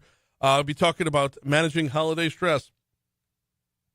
We're in the thick of it, y'all. All right, I mean, this is the crunch time is on to get your last minute presents. You know the family's coming to town, or you're going to visit family, one of the two, if not both. So what are you doing to keep that level head, keep your calm, keep your cool, and manage your holiday stress? We'll talk about that, not just for you and I, but more to the point for in our schools, because this is that time where you're taking you're closing out your semester, taking your exams. you're stepping away from school for a little while, which in and of itself can be stressful. We'll cover all that next right here on Talk 107.3. Yeah. Oh, holy hell.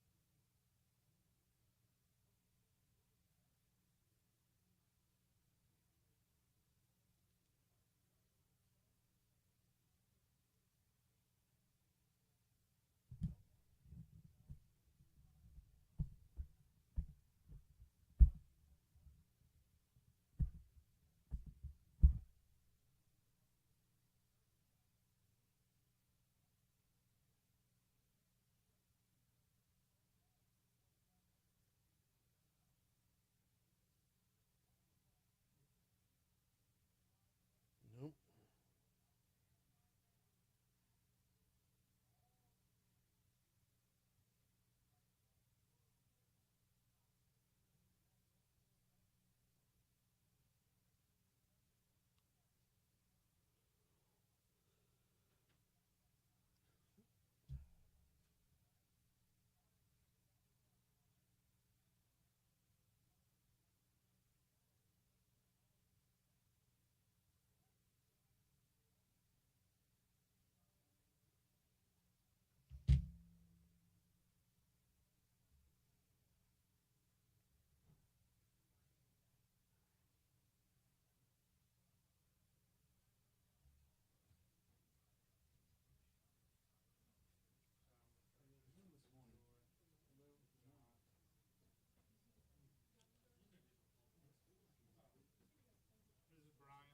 Hey, hey.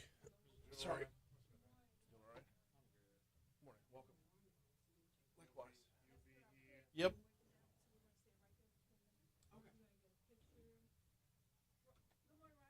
Good morning. I'm well. How are you today? Yeah, good. You good? Yeah. Yes. Do what? Oh, okay.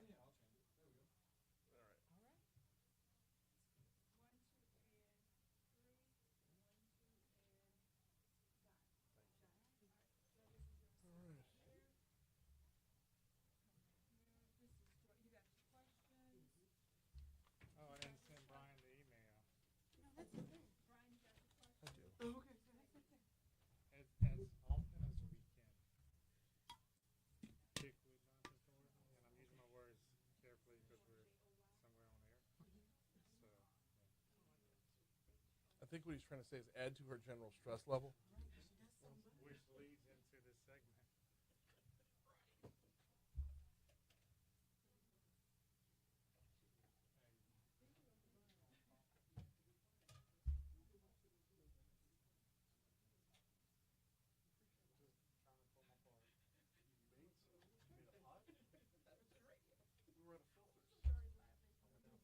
You went down to the basement?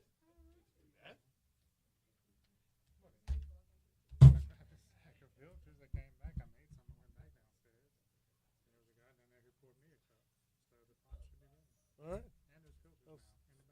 Probably Forrest was down there. Yeah, he's our chief financial officer. Yeah. Yep.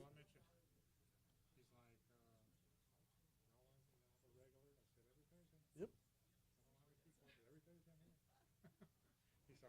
No, next year we're pivoting to where we're going to have a buzzer up here. So, well, no, between you and Haggai and Franz, it's like y'all are here every week. No, no, he did not. That's awesome. Yeah, just there's so many regular guests that it's like y'all need to be able to.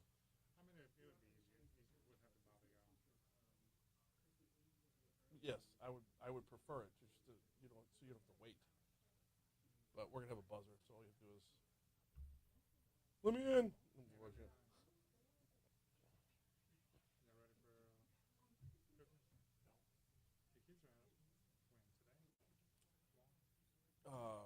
Half day tomorrow, which they bring them in, they load them up on sugar, and then they send them home. Exams are all over with, so yeah. Let's go.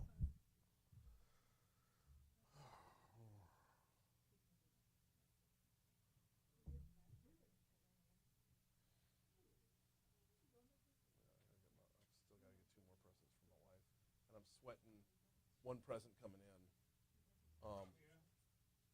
Well, it should have been delivered here yesterday. And it's still not here. And it's the one present that I'm proud of. Yeah. Well, I didn't order it off Amazon, so.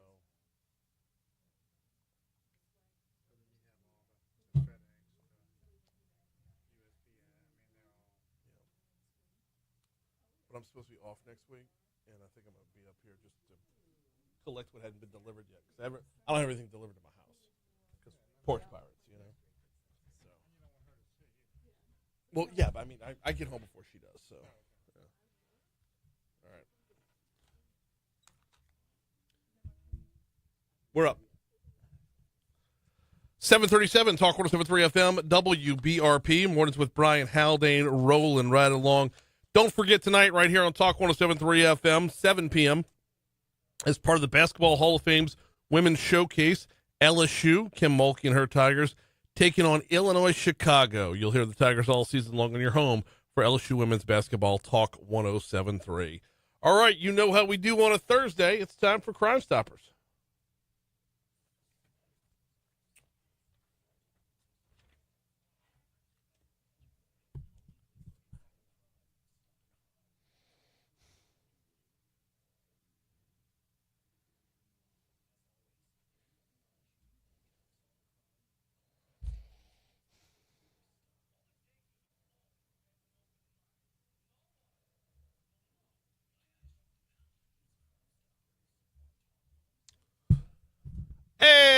And every so often, within our Crime Stopper segment, we hand things off to the folks over at Eye Care, and that's what we're doing today, welcoming Joy Duhan to the show. Joy, good morning. How are you? Good morning. I'm doing well. Thank you. Glad to have you here. Tell the folks a little bit about yourself and what brings you here today. Absolutely. Like you said, my name is Joy Duhan. I am a licensed prevention professional, as well as a provisional licensed professional counselor, and I have the pleasure of serving as a eye care prevention specialist within East Baton Rouge Parish. Prevention of what? Oh, so many things. Violence prevention, substance use, alcohol and tobacco use prevention, specifically among our students. Okay. What brings you in today? What are we covering today? Today we're going to talk about identifying and managing holiday stress. Okay. That can cover a lot of ground. I mean, it really depends on who you are and where you are and at what time to define holiday stress. So let's start by putting a definition on it. So, holiday stress really encompasses that time of year from Thanksgiving, Christmas, New Year's, all the holidays towards the end of the year. And what we're looking at is how our schedules become so hectic. Things are out of whack. The kids are out of school, and all of the different emotions and feelings that we have, our children can feel it too. Yeah. So we're looking at ways to manage that during this holiday time. And so much goes into that. And honestly, we probably should have had you on a couple weeks ago to kind of prep for this, because we're to the point now where they're going home anyway. Yeah. But there's so much that goes in on, like, depending on what level, what grade level you're on. Yeah. but it's exam time right now. That too. I mean, that's added levels of stress. Everything that mom and dad bring home with them, because it's not just the holidays, and do we have enough to cover whatever we need to cover? Have we gotten like all the stress of work, closing out the year? We bring all that home with us. Absolutely. And the thing about it is our children see it. Yeah. They have a keen sense of awareness. They can feel when things are kind of off. And to keep that in mind, it's important that we manage our stress levels. Right, right. So we have to, get enough sleep at night, make sure that we're eating well, and we have to model self-care. We have to show our children how to manage that stress because they're going to do whatever we do. All right, let's bring it back into the schools a little bit. Let's talk about a few of the things that. Can we start with teachers? Because I mean, that's kind of a top down in the classroom, right? Yeah. What should teachers be doing to help maintain holiday stress? Well, there's a couple of things that they could really do. They have to be aware of what's going on, maybe even set some expectations in the classroom because like we mentioned before, the routines are so different. You have all your pajama days and you have your movie days. So with all these different shifts and changes in the school day, the teachers need to set the expectation of this is what we're doing this day, and these are what we need the children to do. So like we still have our same classroom rules, but we can adjust just what our schedule looks like, if that makes sense. Yes, it does. Okay. Yes, it does. And just overall mentality, though. I mean, there is a natural tendency to be a little more lighthearted, inject a little more humor. 'Tis the season to be. Right. How effective is that, and how much should it be utilized? Oh, well, it's the old saying that laughter is the best medicine. Yes. And it really is. It not only lightens the mood and, sets a jovial tone in the classroom or even in families, but it also releases the body's natural stress management hormone. Mm-hmm. So it helps the children level out. It helps redirect them from misbehavior because if it's a joke, we're having a good time, it's fun, all is well. Okay, but, and this brings it around to your previous answer, though. It is still a classroom setting. Yes. And, I have a third grade boy. I have a second grader. Okay. I got coach third grade boys basketball, right? You give them an inch, they're going to take a mile. Absolutely. So it's that's a tough, tight wire to walk on to say we're going to be lighthearted. We're going to keep things stress-free throughout the holidays without being the full-on taskmaster in the classroom. Yeah. So that goes back to setting those expectations. Oh, we're going to laugh. We're going to joke. We're going to whatever it might be. But also let's remember what the limitations are in this setting. And if that's reviewed every day, maybe even throughout the day, a few reminders, that's important. And it's also important on the adult, on the teachers, to pick your battles. Everything's not worth, blowing up or being so upset about. If they're just being a little annoying, I have a son as well. So right. The jokes get a little silly, we'll say. It's okay. It's all right. We don't have to take everything so seriously. It's okay. Now let's flip things over to the kids a little bit. Parents, teachers, caregivers. Let's stick with the parents back home, right? Let's stick with those who are taking care of the kids back home. The level of inclusion needs to be where and why. Oh my goodness! Again, I know it's the holidays. Parents are shopping and putting all the things together, but they need to be very inclusive with their children. Mm-hmm. Like we have the holiday activities, we have all these fun things. It's even a great idea to set traditions with our kids. If it's things that you've done in your childhood that you enjoy, do that with your children. Include them in the things that you're doing. Decorating the Christmas tree, baking Christmas cookies, or if it's just creating a holiday meal, whatever it might be, include them, bring them into it. What are some of the things that kids carry with them, either in the classroom or back home, or both? Because, I mean, those aren't mutually exclusive. But what kind of stresses are the kids carrying at this time, aside from exams? Okay. One thing that I've learned is expectations. They're so excited. Oh, I wrote my Santa letter, and I'm expecting to see this under the tree or that under the tree. And that can get them a little stressed out, too, but from anxious nervousness, if you will. Okay. So it's important to kind of help them, temper their expectations. It's okay. Maybe Santa did or didn't get this, but let's just be excited about whatever might come. We're talking with Joy Duhon. She's with Eye Care. This is our Crime Stopper segment here on Talk 107.3 FM. We're going to tie things back into Crime Stoppers in just a little bit. Let's go preventative because we've still got, a week or so till Christmas. Well, less than a week till Christmas. Right.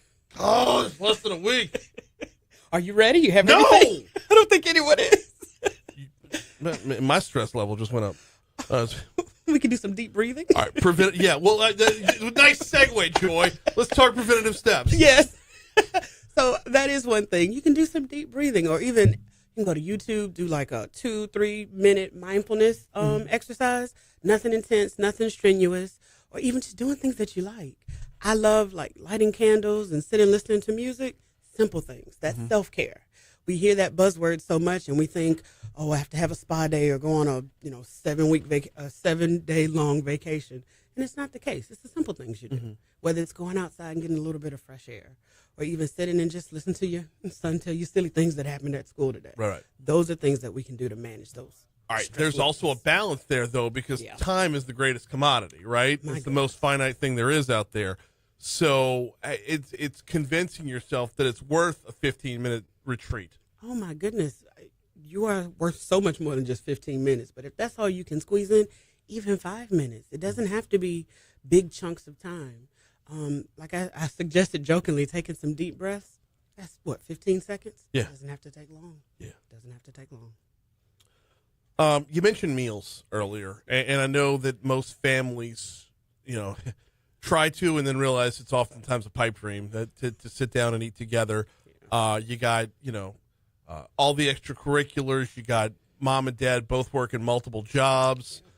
Sitting down together is it's darn near impossible throughout the year. But around this time of year, there needs to be added emphasis. I do believe that, one, the beauty of being from Louisiana, meals are big for us. Sure. And especially around the holiday time, you might get with grandmother and bake a cake, or mom might make the best, I don't know, whatever her famous dish might be. Bring the kids in just on the preparation. Even if we can't all sit down and eat, at least you can say, I played a part in this. I played an important role in a delicious meal. And then to, like you said, really make it important. Make it a priority to sit down and just have that time with your family. Put the phones down, even if it's just 20 minutes. Put the phones down and spend that quality time. There's research behind this, and we're going to get into that in just a second. Oh, my goodness, we're almost out of time. There's research behind this, and we're going to get into that in just a second. But I want to – you mentioned this is Louisiana. Yes. We know how to do. Yes. All right? We do in the kitchen very, very well. But part of that is tradition. Part of that is passing down. So it's not just a stress reliever. It's not just a bonding moment. It's your duty as a Louisianan to make sure tradition is passed. Absolutely. Absolutely. Because there are things that we do here that no one else in the country can do. Right. Okay. That's right.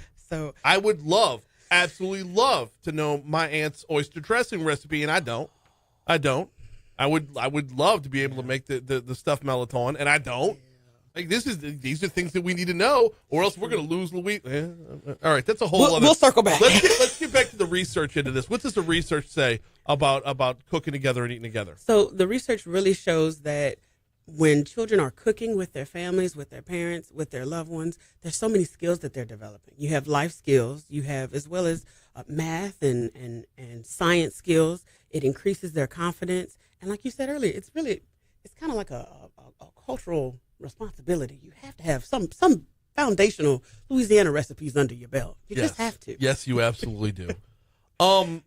We're a bit late to talk about planning ahead for the holiday season, so I'm just going to cross that line out. Okay. We move on. I tell you what. One thing that we got 1 minute left. Oh, okay. One thing that's important here is making sure you don't miss the moment, because once the holidays are over, the holidays are over. So talk about the importance of making sure you're present and aware that we are in a special time of year, and it is a special time between parents and kids. You're right. I think we get lost in the hustle and the bustle, and I've got to get for this person and get for that person.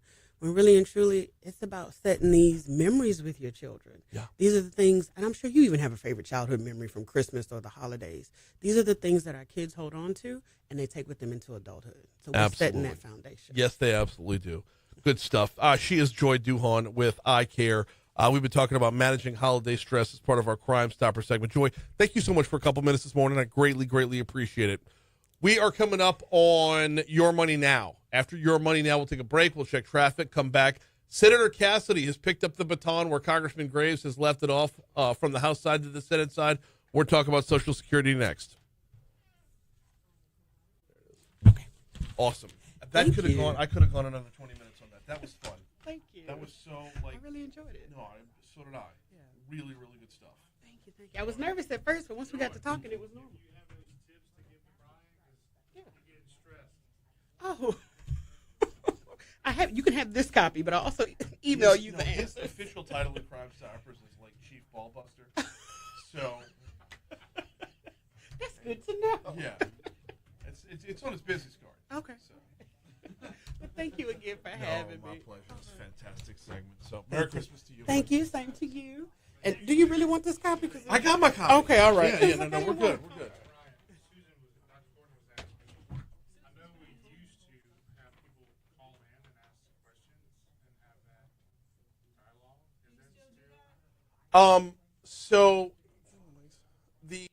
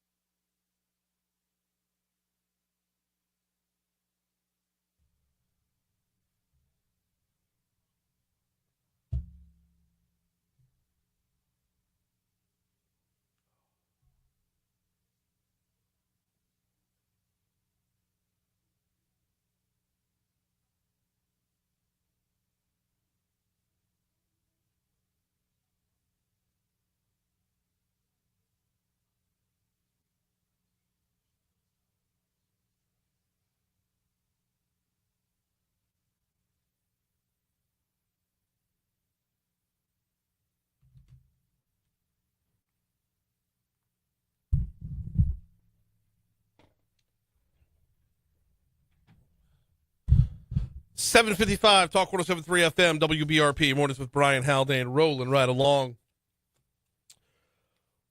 We got one more guest on the show today, and he's going to be in the 8 o'clock hour for essentially the rest of the show. That would be our Ed Commissioner, Dr. Mike Strain. We got a lot of ground to cover there, too, because we still don't have a farm bill. We talked on Tuesday with Avery Davidson from the Farm Bureau of Louisiana about how, at this point, a farm bill isn't even enough. We're going to need supplemental assistance as well. So we got all that to cover with Ag Commissioner Dr. Mike Strain in our next hour. Also going to talk a little bit about his recent trip to Cuba. We saw a bird flu case in Louisiana last week. What? H5N1? Yeah, you sunk my battleship. We'll talk with... that's such a bad joke. Don't laugh at it, John, because it's only going to encourage me. That's what I'm here for. No. So I'm the hype man, Brian. No, but if you hadn't known this already, I'm the hype man. That was an awful joke and Say an awful needed joke, to be squashed. I'll hype it up. You'll say it again. No. It's funny. Come on. That was just... It's the exchange here. I know I can admit when I swing and miss. Usually I don't know when you swing and miss until you make the eye contact with me. Then I'm like, oh, he missed. Yeah. Missed big time on that one. So we got a lot of ground to cover with Dr. Strain in our next hour. Hey, before we get to any of that, though,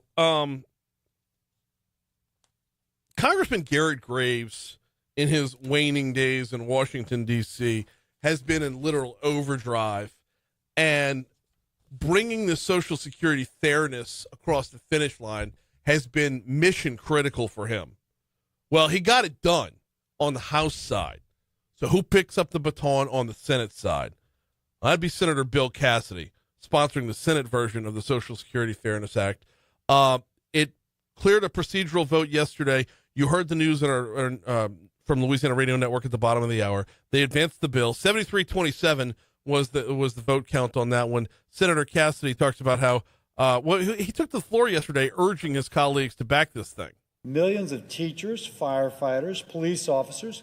I worked in a public hospital for the uninsured. I would add nurses, technicians, lab techs, janitors. They expect us to fulfill this promise. So the bill would eliminate the windfall elimination provision and the government pension offset, WEP and GPO, as we've been calling it. Cassidy says they've been unfairly costing public sector employees a good portion of their Social Security benefits, including if you're a retired school teacher, who, by the way, a retired school teacher met with him in his office. She had worked, say, 20 years in the private sector. She was getting less from spousal benefits than if she had never worked at all. She felt like she was being punished for educating generations of Louisiana children, and she was being punished. Now, there will be costs if you eliminate WEP and GPO. The good news, I have a plan that helps address these concerns. I have a comprehensive Social Security plan that addresses both the insolvency in 9 years and including paying for this repeal of WEP and GPO. So there will be a final vote either today or tomorrow. It'll be sometime this week. There's supposed to be a final vote. I don't know who's going to be the one that stands up and says, yeah, let's continue to penalize those who have chosen a life of service. Let's continue to penalize those who are our first responders. Let's continue to penalize police officers and firemen. Let's continue to penalize school teachers. Because God knows we pay them too much, right? No, they can afford to have it taken out of the back end. I'm to the point now where it's like, you know what? Take mine. Can we get them right? Let's get them right. Take mine. I already have zero faith that I'm ever going to see a dime of Social Security. And yeah, he talked about fixing insolvency, but I've already got faith that I'm never going to see a dime of it. So why not grab mine instead? By the way, Senator Cassidy's going to be on with 7:05 tomorrow to talk about this. Here comes news.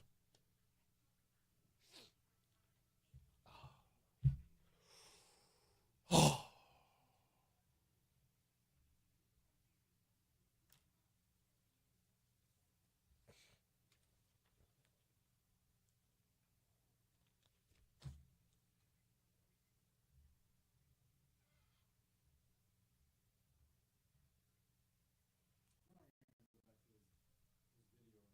No. Okay.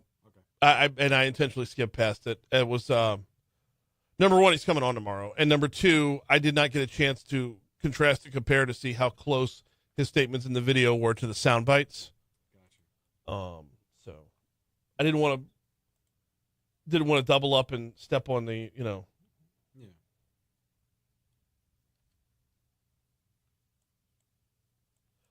Galen says 4 poison pill amendments have been added to the Social Security Fairness Bill.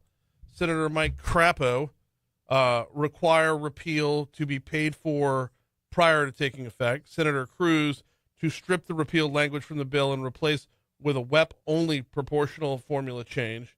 Senator Grassley to impose mandatory Social Security on all public sector employees. For new hire, and Senator Rand Paul to raise the Social Security retirement age to 70 to pay for the repeal. I'm on board with Rand Paul's amendment. The other three, yeah. And by the way, I don't ever want to hear, like, those were 4 Republicans that are trying to kill this thing. You can't tell me that it's the other side who's the enemy when it comes to taking care of our police officers and our teachers. Because all 4, you know what? Figure it out by cutting the spending. How about that? You want to pay for the repeal? Tighten up your budget, assholes. That's 4 Republicans who have stepped up and said, we need to continue punishing our cops and our firefighters and our teachers.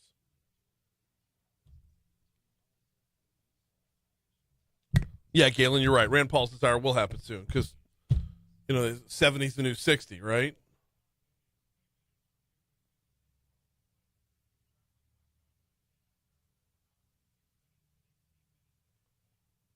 Byron says, didn't we skip the parade last year because it wasn't financially feasible? Debbie says, I think that's the Macy's Day Parade we skipped. A couple notes there. First of all, yes, it was the Macy's Parade New York. Secondly, Debbie, I say Macy's Day as well, but it's Thanksgiving Day. And I'm corrected every time I say it, so I'm going to share that correction with you. It's the Macy's Thanksgiving Day Parade. I do the same damn thing, though. I call it the Macy's Day Parade. And it's the same thing with the Rose Bowl Parade. I call it the Rose Bowl Parade when it's the Tournament of Roses.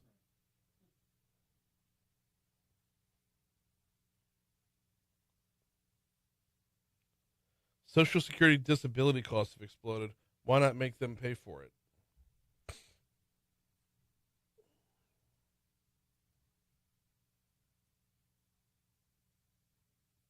It's like trying to even out a haircut, though, right?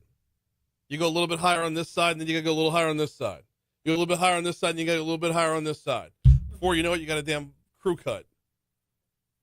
No, I was just saying, the more government tries to fix it, the more they F it up. Hey! Speaking of government. Oh, you didn't think I heard that. Merry Christmas. The more the federal government tries to fix it. Oh, my gosh. How you doing, sir? Good Morning. Yes. Oh, that was perfectly timed. Yes.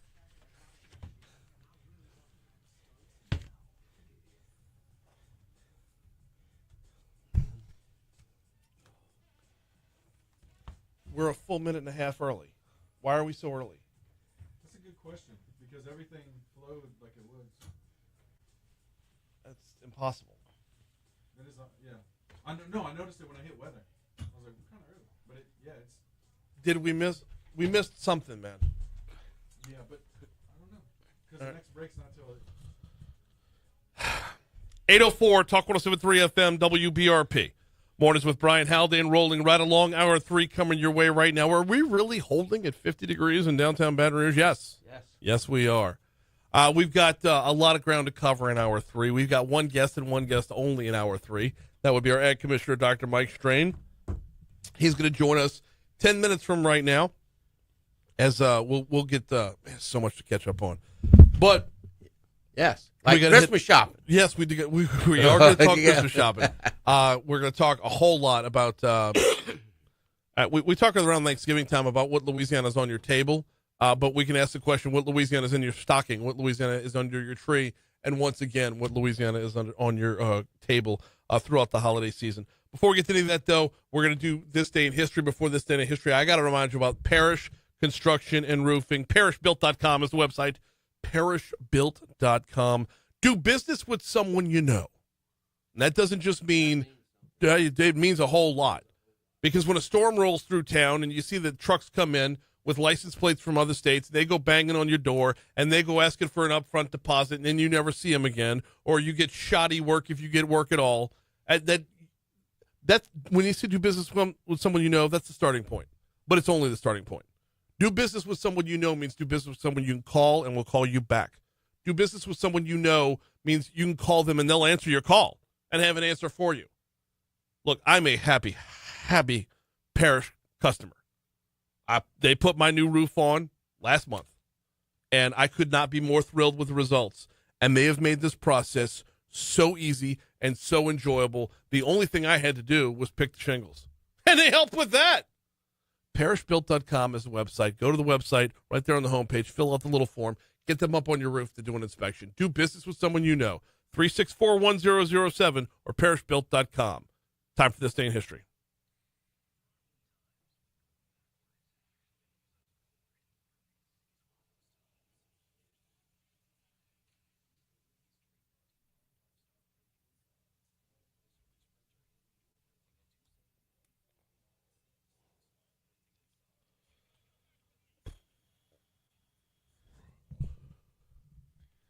All right. Yeah. Let's start off in 1732, where Benjamin Franklin, under why the not? pseudonym Richard Saunders, begins publication for Poor Richard's Almanac. He Yep. would produce on annual issue for the next 25 years. How about Ben Franklin can you imagine if he had social media? He would Right. just multiple accounts. What about Alexander Hamilton? Oh, trolling Oh, my people God. left and What? right. Yeah. Right, But- Silas Dogood and all that from back there, and Silence Do Good would have been like just a troll account. Yeah. It's his side account, right? Right. It's you don't know who he logged out and logged back in. yeah, It's yes. Benjamin Franklin was a troll. So his TikTok handle would be Richard Saunders. Yeah. Yeah. Be And cool. Thomas Jefferson. You know, we think political cartoons are bad now. If you look at, oh my gosh, if you look at some that they published, We are so thin-skinned and now. Franklin was a publisher. Yeah. Yes. Oh yes. 18 Well, I don't know. Well, no. I'm a politician. But, like- you know, I got to have alligator hide sometimes. Yes, you do. You do. Here's the thing, though. Like he was a publisher. Okay. Yes, he's one of the founding fathers of our nation. But like today, he would be a content creator and an influencer. That's who Ben Franklin is. Wait though. When they excavated his house, Yeah. they found skeletons in his basement, literally, because he would study anatomy and he had no place to bury him, and they buried him. So if you did that today, there'd be a few more how you say pseudonyms Yeah, behind it's, your name. Yeah. it's frowned upon I mean, that would nowadays. not be considered We normal. we don't do skeletons in the basement these days. Closets, graveyards, Skeleton in the yes, closet. Yeah, no. but not in the basement. We skip all that. Yeah. Yes. All right. A Christmas Carol was published today in 1843 Really? with 6,000 copies sold. 1958, the first radio broadcast from space, where U.S. President Dwight Eisenhower sends a Christmas message to all mankind, America's wish for peace on earth and goodwill to men everywhere, on this planet and others. So, Why not? yeah. Let's see. Okay. Oh, go ahead. I don't want to poop on the Christmas spirit, Right. but like we're sending a Christmas message out to other planets. Yeah. Do they have Christmas on other planets? we don't.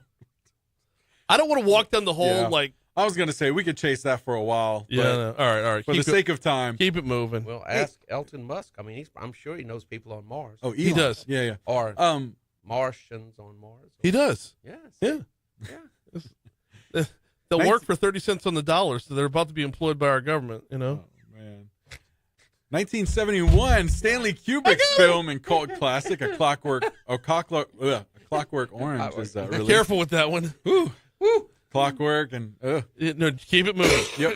1980, Keeping It Entertainment, Raging Bull premieres this day. 1998, U.S. House of Representatives votes to impeach President Bill Clinton over the Lewinsky scandal. Yeah. Let's see. Keeping scandalous. 2016, U.S. Electoral College votes 304 to 227 to nominate Donald Trump for president over the objections of 7 faithless electors. Did you have 1997 mixed in there? I didn't. What you got? Titanic. Oh, it was Yeah, released today. Yeah, the Okay. movie, not the actual boat. The actual But, event? yeah, no, James Oh, Cameron's okay. Titanic came out today. What do you think? There was room for Jack on that door? Or On what? that door? Oh, there was so much room on that much door. room? They could have fit 2 more people on there. Easily. Because it Oh, was man. floating about 3 inches above the water, right? Yeah. It was- Yeah. yeah, she had. No, it's just so selfish. Cuddle room. Yeah. Oh, definitely. Shared warmth, by the way. Sorry, Jack. There's Both just would've no helped. room. Are Both you would've sure, helped. Rose? Yeah, absolutely. Yeah. No room up here. Moving on to birthdays, if you're. Got a lot of them. Yes. Starting with actor Jake Gyllenhaal today. Why not? Who else you got on that end? You probably have more important people than this list. No. It's a couple of actors to start off. You got Jake Gyllenhaal. You got Cicely Tyson. If you want to move on beyond actors, former president of the Soviet Union, Leonid Brezhnev, was born on this day in 1806. You want to move on to a couple of athletes. We have Reggie White, was born on this day in 1961. We've got Kevin McHale, born on this day in 1957. Warren Sapp in 1972. Who else you got?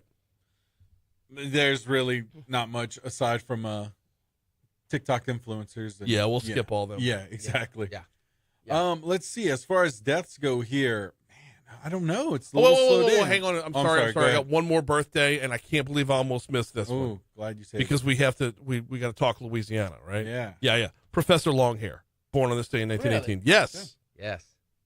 All right. Known Death. for his Mardi Gras music, right? Well, yeah. When you hear that, come on, right? Yes. Yes. It's like a Christmas Carol before Christmas. It puts you right in the mood, right? Pretty much. 100%. 100%. What about deaths? Deaths. I don't really have anyone notable. Yeah, you? Wow. Okay. Yes, we got a few. I got to scroll back up here real quick. Sorry, the way my page is laid out. Author Emily Bronte died on this day in 1848, and that was the only one I got. Was Emily Bronte? Blues singer Jimmy Rogers as well. All right. National days here. National Hard Candy Day. Ooh. Unless we go with Oatmeal Muffin Day. No, it's just hard candy day is fine. That's such a disappointment. All right. GOA. It's coming up on 8:13 to Talk 107.3 FM. We are due up for a quick break. When we come back, you've already heard him a little bit. Ag Commissioner Dr. Mike Strain's up next. How you been? I've been great. Good. Running around like crazy. Uh-huh. So, Yes. Had Avery Davidson on earlier this week. You can't believe what he tells you now. I told him what happens in Cuba stays in Cuba and only release the pictures that we all looked at. Okay. Don't release the other ones. Okay. Because you know how Avery is. That's what I do. Easy. Yeah. No, but all seriousness, he did a fine job. It was probably the best trip and group of meetings we've ever had. We made the most progress with this. We're gonna very glad. Are we going to see this go anywhere? Well, I'm it's asking going. It's rolling.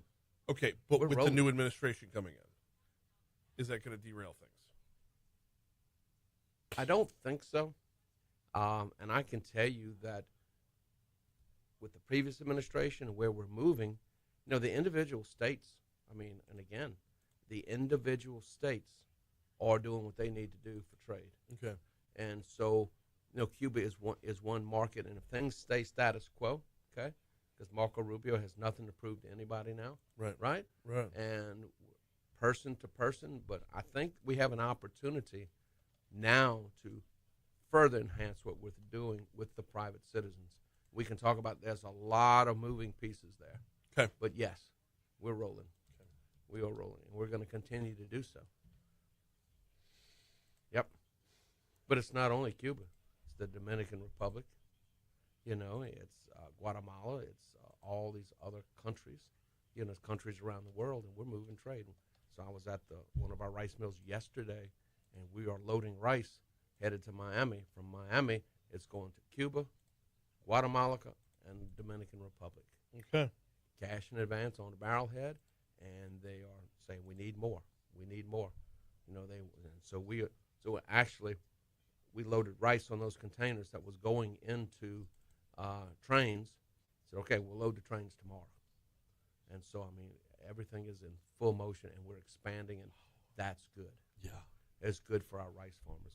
But also, with this delegation, it's corn, it's beans, fertilizer, it's chicken feed, it's rice, and then tractor implements. So we had a very good group, and they made those private person-to-person connections.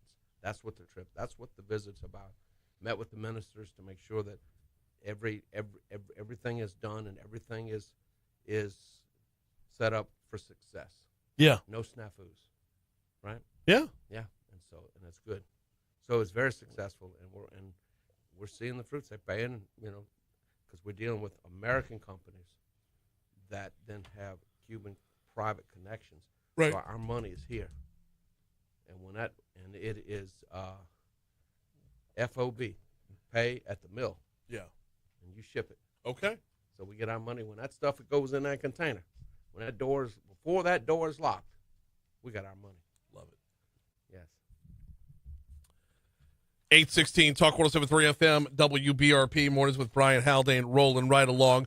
Last chance, y'all. Last chance to get in on home for the holidays. Talk 107.3 FM and Citizens Bank and Trust are bringing you the ultimate holiday gift with our Home for the Holiday sweepstakes.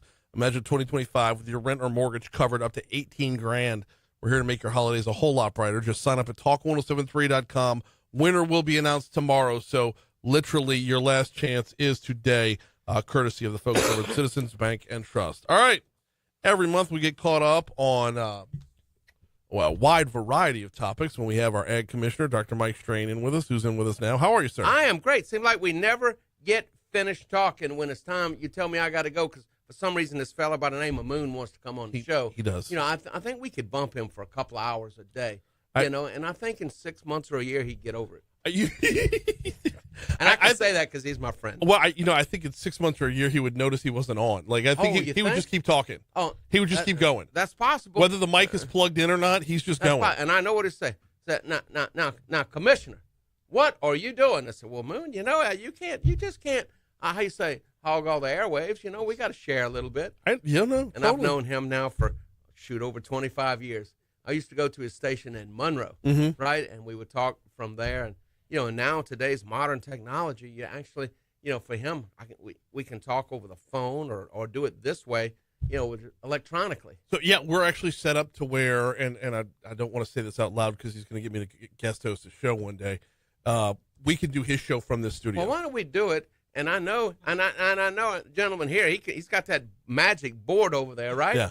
And by the end of the show, Moon might figure out that we're actually ghosting his show from here. We could pirate it.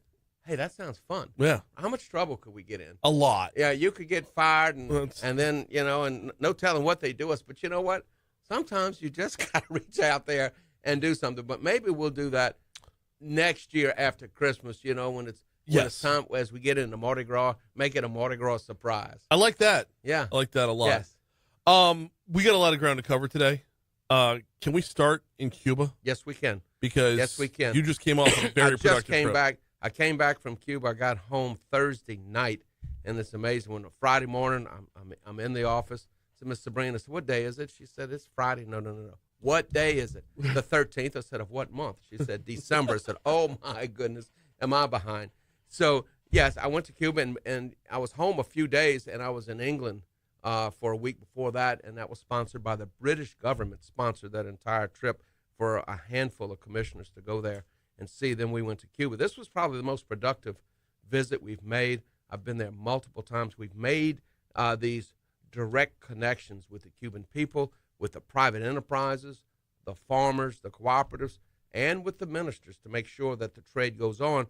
And one of the most important things, and the way these visits work, and I also had a group of legislators. We had the LSU Ag Center with us, Dr. Lee and his group, where we signed a memorandum of understanding to facilitate and help doing research, in that climate, and research and sharing of data, because our data from our research institution, that's public and free to anybody, right? So to enhance the quality of life and enhance production. And then, when you get there, the first thing that happens is that, everybody that is there, the business people, the government officials, the media and all, they are given basically a 101 of this is how the island's made up. This is how you do business here. Here are all the rules. And then we go out to farms. We go out to the collective private businesses and see how all that operates. And then what we do is we have what's called the B2B, business to business meetings, where the private individuals and the entities meet their counterparts. So buyers and sellers, and we come together, and this is on a repetitive basis. And so about 6 weeks ago, we'd gotten a call, and we'd been doing a small amount of business with Cuba, with rice. We do a lot with poultry. So listen, we want to buy a major amount of rice. Okay. So that particular group flew here to meet me and met also with some of our private companies.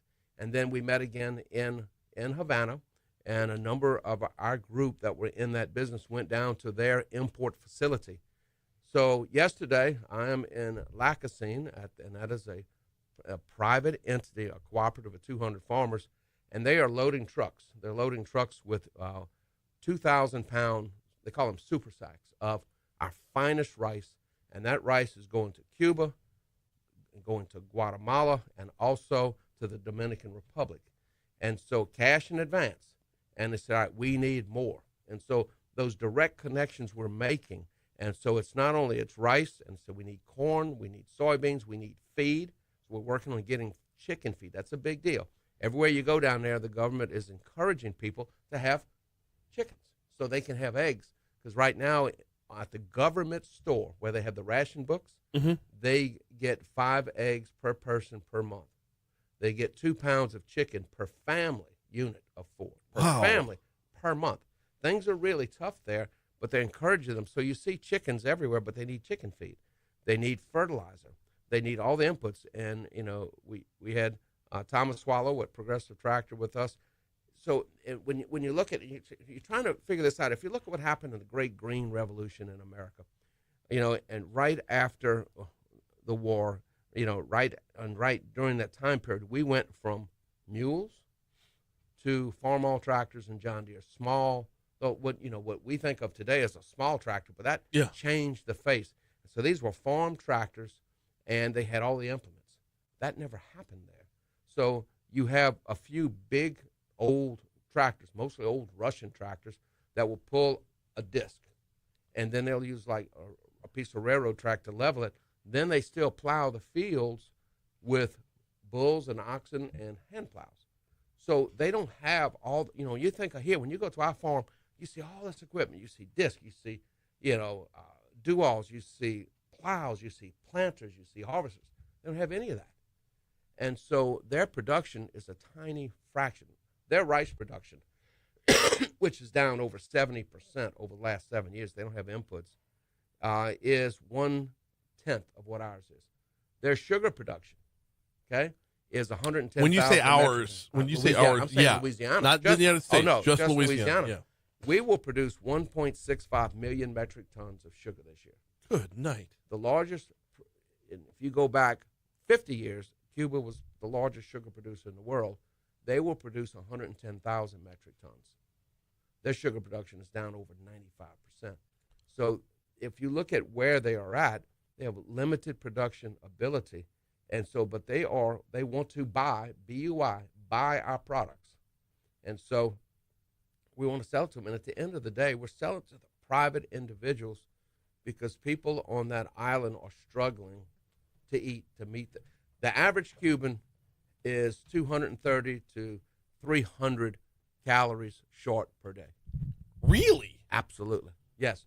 So they're, as we have a 2,200 calorie diet, a 2,000 calorie diet. Yeah. They're around 1,500 to 1,700 calories, and that's across the board. And so they import almost everything. And now when you go to the farmers markets, if you see 5 different things and they're all the same, you will see some their sweet potatoes. You will see some tomatoes. You will see imported rice. You may see some imported black beans. You will see some proteins. There's no variety. So, they probably have, less than 10 things in their diet that they can choose and gather. Can you imagine if they went into a Rouse's or a Matherns? Yeah.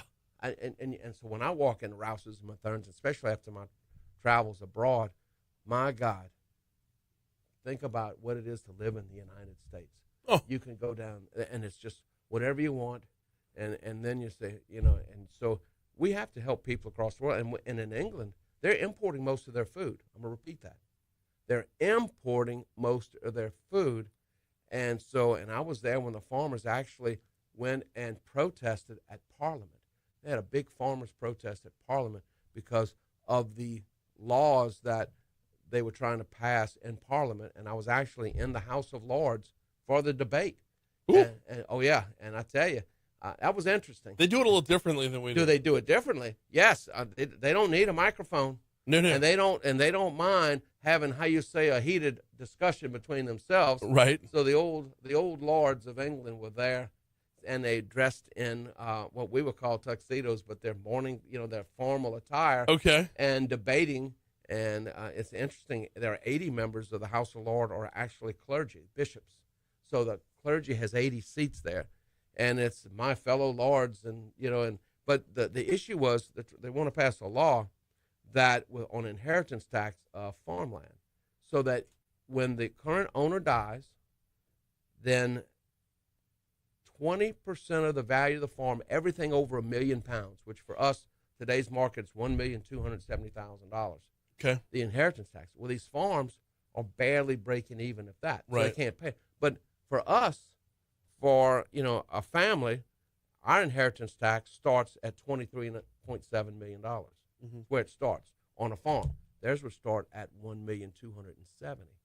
And so they're saying, wait. In one generation, who's going to buy these farms? So what's going to happen? All this land is going to turn over, and they have lots of small farms. They don't have farms like we have here or in Kansas. They're small farms. A big farm over there is 500 acres because they have small plots of land, and when they farm, the government is so involved on everything they do, and they were getting supplements from the EU, and that's gone.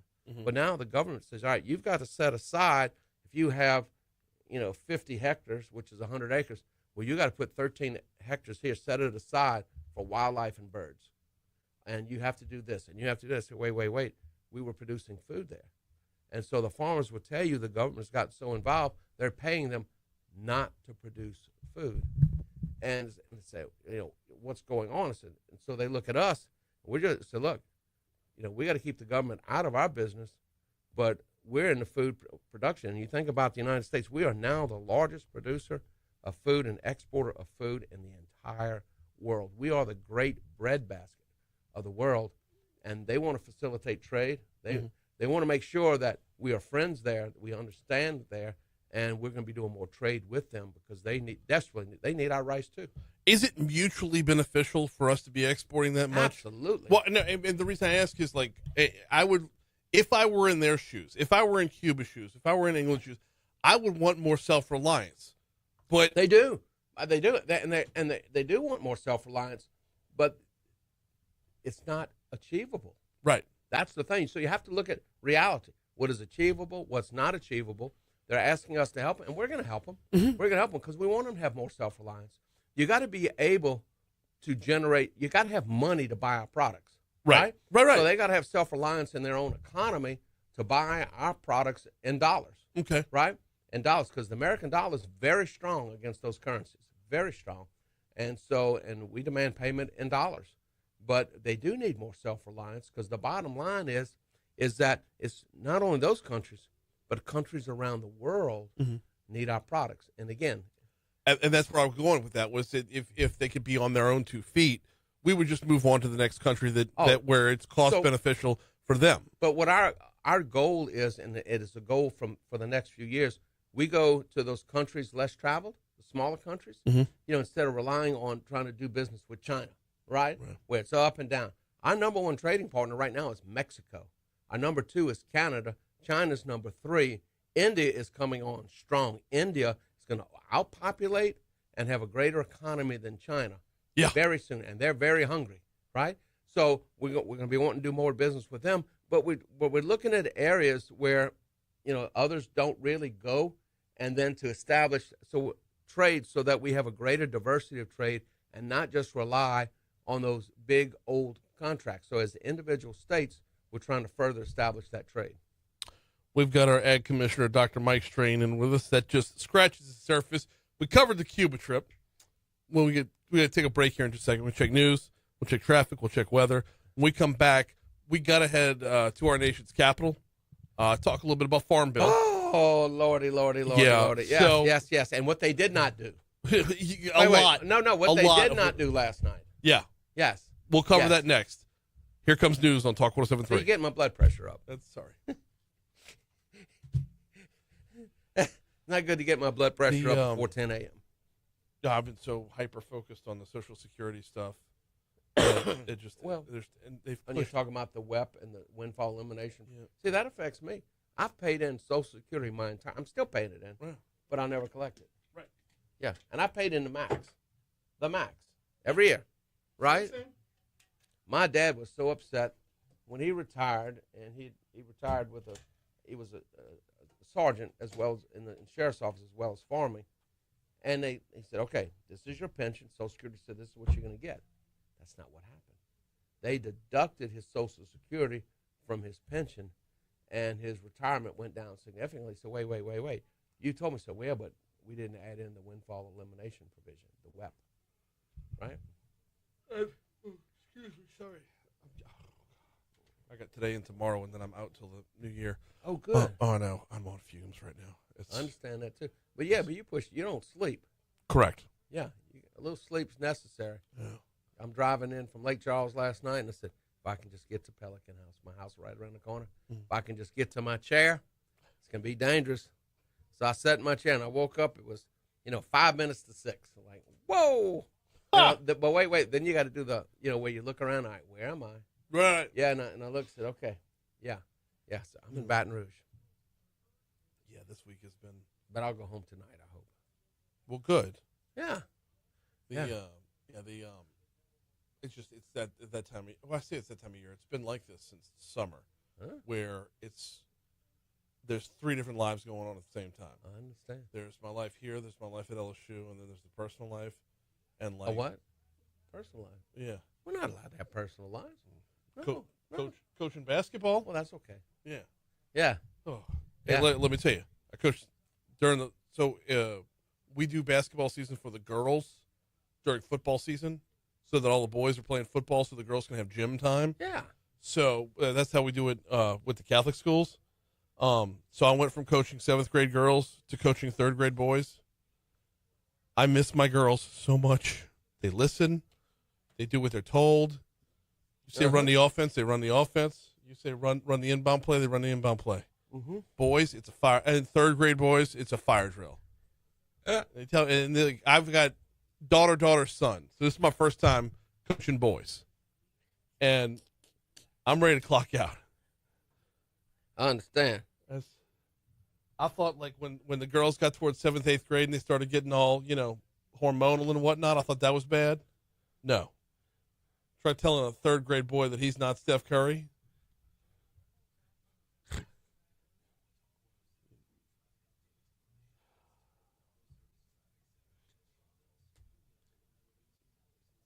Oh, I got a call from Las Vegas yesterday. There you go. Bunch of calls from Washington. Mm-hmm.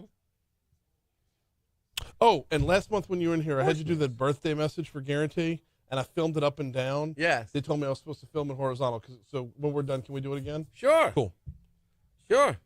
Oh, I got new messages I didn't have. How do they come up days later? The voicemails? Yeah. I always assume those are spam.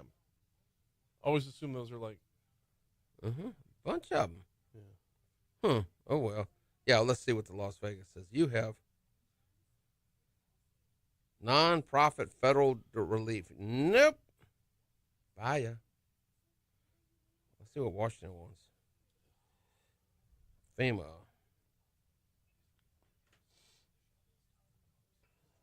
Okay, yeah, deal with the voucher from FEMA. Yeah. That's not spam. No. No. Sort of. I get that to Sabrina. No, I serve on a committee, an advisory committee to FEMA. Okay. Yeah. So there's 13 of us from the United States, and we as a special advisor on animal welfare to FEMA. So yeah, so we have committee work here, but then I traveled and spent a week at FEMA headquarters. Okay. Yeah. That's an experience. That's the whole FEMA conversation. I've had that conversation with Congressman Graves a couple times. Somewhere along the way, and I told him he could Well- steal this line. Somewhere along the way, the acronym FEMA became the Federal Everything Management Agency. Well, yes, and I'll give you for instance. Katrina hits. As soon as the wind quits blowing in the countryside, you hear chainsaws and tractors. Yes. Right? And everybody's cleaning up. You go into the deep urban areas, it's when y'all going to come clean up in front of my house. Right. Whole different philosophy. Of course, they don't have tractors and chainsaws. They don't have assets. Understood. Right? But country people, they're going to clean their place up because government's not coming. Right. You know? Right. And like we're seeing, there's 2016 flood. There's money still sitting in an account, like $1 billion. 700 million has gotten where it needs to be. There's $1 billion still sitting there.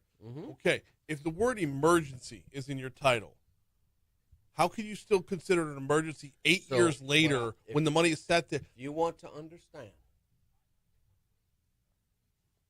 You get FEMA policy, the whole book, and you look at it, you read it. You've never seen so much in print in your life. And they wordsmith it. You know, it's not like, I come from the private sector. I said, look, tear that house down, pour that slab, right? Right. And by Friday, that house is torn down, that slab's poured. It's not going to be 3 years later. Right. It's but that's my point, Friday. though. 3 years later, it's no longer an emergency. So why would it fall under the Federal Emergency Management Agency at that point? At that point, it's just government cutting checks. So what are we talking about, gumbo? What are we talking about now? Do what? What are we talking about now? Farm bill when we come back. Okay. We are looking at mostly sunny skies today, and the high is going to get up to about 65. Overnight low tonight. We'll get a little bit chillier, dipping down to 41, topping out at 66 tomorrow. Now, Friday night and Saturday morning, we get an overnight low of 33. Saturday, we won't see 60 degrees. In fact, we'll probably top out at about 56, back down to 33 again. Sunday, we'll see 60. Monday, we'll see 67. Looking ahead to Christmas Eve and Christmas Day, highs in the 70s, y'all. Yeah. Right now, cloudy, 50 degrees in downtown Baton Rouge.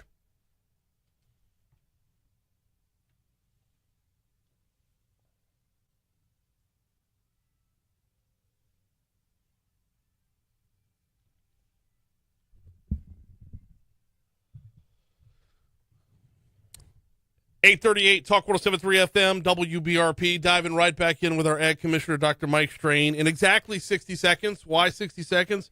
Because that's how long I need to tell you about the folks over at Mathern's. That's some good stuff. As previously mentioned in our last segment, the folks at Mathern's doing a fantastic job. And if you've got the Mathern's Rewards app, you can take even more advantage of it by earning cash towards more groceries every time you shop. You also get to take advantage of the deal of the week. This week, the deal of the week is a free 3-pound bag of Mathern's smoked sausage. Ooh.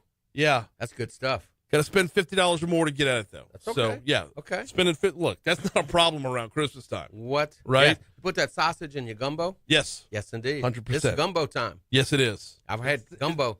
Gumbo weather for at least 3 days, right? Absolutely. Well, I had some. It was still warm on Wednesday. Yeah. Uncle Larry cooked gumbo, Larry Roussel, and you can get his stew and a few and ready set gumbo at Mathern's. And so we were there for a soil and water meeting there in Paulina, Louisiana. And Uncle Larry was a cooking, and he said, sit down, I got you some gumbo. I said, what kind? He said, well, I got some of each.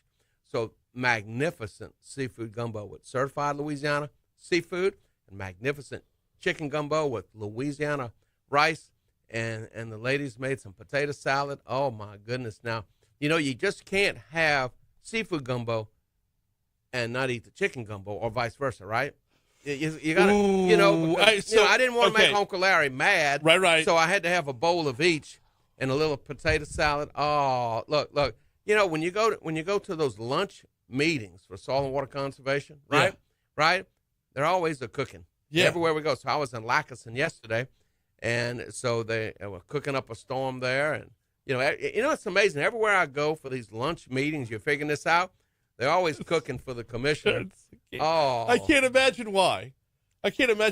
So I was about to ask a question that you might have punched me for asking, was the popularity of putting potato salad on your gumbo. And see, now that's more on the western part of the state. You got to sell Louisiana rice, though. Oh, yeah. No. Wait. You have gumbo with rice, and you put a scoop of potato salad right in the center. Oh, that's egregious. Yeah, the first time that I ever saw that, I was with Mr. Guillory. He and I were very good friends, Representative Guillory, and he was from Southwest Louisiana, and we were at a meeting he was holding, a big gumbo, and he comes over to sit here, and he puts the potato salad in the middle of my gumbo bowl, on top of my gumbo, and I'm thinking, okay, and I'm looking around, everybody's eating it that way. Mm-hmm. I'd never seen that before, but it's good. Oh, it's delicious. It's delicious. Can't get enough. Yes. So, but often they'll serve it to you on the side, but you're expected to put it right on the top. Some people look at you like you're crazy, but they're obviously, from this side of the river. You get on the west side of the river, they'll put potato salad in the gumbo. It's catching on to this. Oh, it's stuff. catching on. It's catching on. And you gotta have It's a good French thing. bread. You gotta have good French bread. Of course. Yes, with RB. You know what RB is? RB. Yeah, real butter. Okay. Yes. Real on your French bread. Yeah, living doesn't get any better than that. We could talk. We were talking about Farm Bill, but we I have was supposed to be telling people to shop at Mathern's. Yeah, shopping at Mathern. Well, you can get all those ingredients. Fine Louisiana seafood, because Mathern's, they're local people. Yes, they are. Yes, they are. And fine Louisiana seafood and products to make the finest gumbo and holiday treats. All right, so let's bring this back around. You said if you got the seafood and the chicken, you can't have one without the other. Oh, you gotta have I both. would argue two bowls. I can I can have the seafood without having the chicken. I understand. And then the other way, I can't do it the other way around. No. But I understand. I can do the seafood because everybody in Baton Rouge makes chicken and sausage gumbo. Okay, Baton Rouge, it's harder to find. New Orleans, North Shore, and I can find seafood gumbo all over the You place. got to have some shrimp. You got to have some oysters. You got to have those crabs. Yes. Oh my goodness, yes. Yes. And good Lake Pontchartrain crabs. Absolutely, and it's always interesting to see, especially if for some reason we'd be in jacket and ties trying to eat those crabs. Right? Oh, yeah. Now, I had a dear friend of mine, his name was Tank. He would take the tablecloth, and he would pull it up and put it under his there. He said, and he put his arms around it. All right, Michael, we can eat these crabs. But when you get the crabs in the gumbo, though, like, when you pull out a full claw that was in the gumbo. Oh, yeah. So what about that half a crab now? You got to clean that crab. Oh, yeah. But it's in a dish, but it's also some assembly required, right? Absolutely. Oh, yeah, of course. So I still got to do work here. Yeah, well, that's okay, but it's cooked down and it's delicious and it's perfect, right? And that's why I can do the seafood without doing the chicken and sauce. I understand, but I didn't want to hurt Uncle Larry's feelings. I understand and not that eat too. a bowl of his chicken gumbo as well. I'm very cognizant of the hard work the chefs put together. 100%. Like Lee Mallett had his group cook for us yesterday, and it was just incredible. All those Louisiana products there in Lackason. Okay. Yes. Let's go to Washington, D.C. real quick. They don't eat as well up there. No, they don't. They really don't. But you know what? Look, they got to get a farm bill through. Right. G.T. Thompson, Glenn Thompson, and he's the ranking member. He's the chair of the House Ag Committee. Now he's saying first quarter of next year. First quarter next year. So they're going to punt it next year. And I know Glenn Thompson. He's a great guy and is adamant, but they say it's not coming out. Now, 2 nights ago, in the continuing resolution, there was assistance under what's called the Farm Act and others for producers, right, because of the low commodity prices issue they had this year. That's been stripped out, as I understand by this morning. That is not in the bill. And so now that may kick it to the next Congress, which will begin, after inauguration of next year. Right. And so, but I will tell you, those issues are real. They're not just on paper. I've met with our bankers, and our bankers are telling us there are a number of farmers, specifically corn. Corn farmers have some issues because they have, and when you put everything together, they are experiencing a net loss of about $100 an acre. But this is the second or third year in a row for some of them. Right. So there are federal laws that prohibit banks from loaning them any more money when they can't cash flow. And that was set up. Remember when we lost all those farms and, going back probably 15 or 20 years ago, they put those laws in place. So the bankers tell them, we can't loan them any more money. They have got to get some cash. And so a number of things have happened. Those with guaranteed loans by the federal government or the federal loans, they've allowed them to kick the payments from this year to the end of the loan. So they've allowed them to do that with the federal loans. But at the private banks, they don't have the luxury to do that. And so, we're looking at these payments, and under the Farm Act, and our Congresswoman Julia Letlow is one of the main authors of that, but in the others, it seeks to assist those farmers based on, about it would cover about 60% of that loss. So it's a shallow loss provision, but to get some cash into the system. And this is a huge deal. We have about 430,000 acres of corn here, but corn is the politics of the Midwest. Okay. The Midwest politics. You take everything out, it's about corn. Corn, then soybeans, but corn, the politics of corn. And those corn farmers, they didn't make any money this year or last year. Yeah. And that farm bill is so important. And the other thing about the farm bill, damn it, don't use an incorrect low reference price just to get a low budget score, it's called a CBO, to pass the bill. Then after the fact, say, we got to get more money because the farm bill doesn't cover what it's supposed to cover.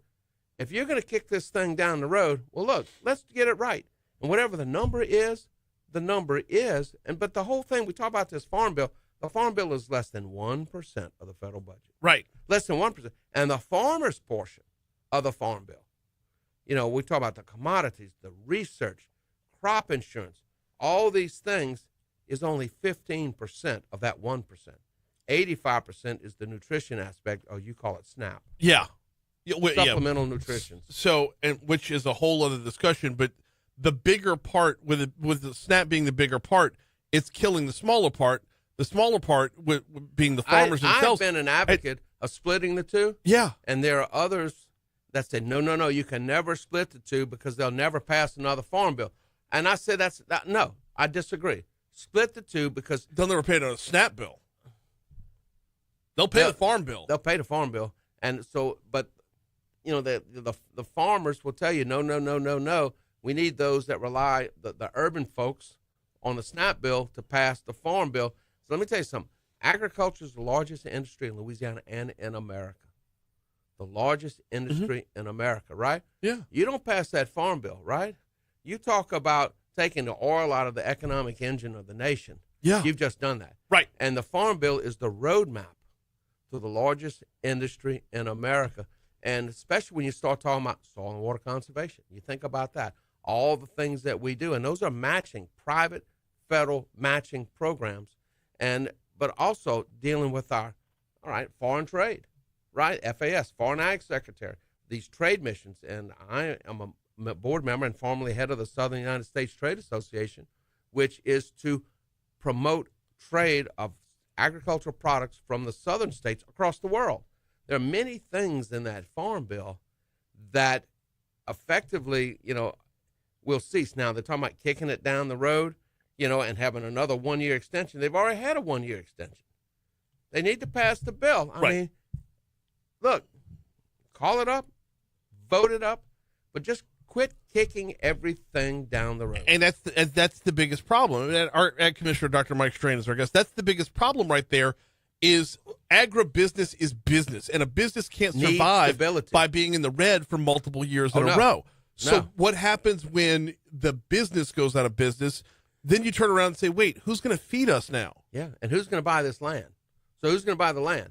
And so now you have big conglomerates, right, that are buying up the farmland. Very, very wealthy REITs, Wall Street, buying up the farmland, right? If you can't make it work and you got a mortgage on that land and you can't pay that bank, guess what? It's got to go up for sale. Right. And so what's happening, and if you look at the last census, the last 5-year census, the medium-sized farms, the number of those farms are shrinking. That's $100,000 to $500,000 in production.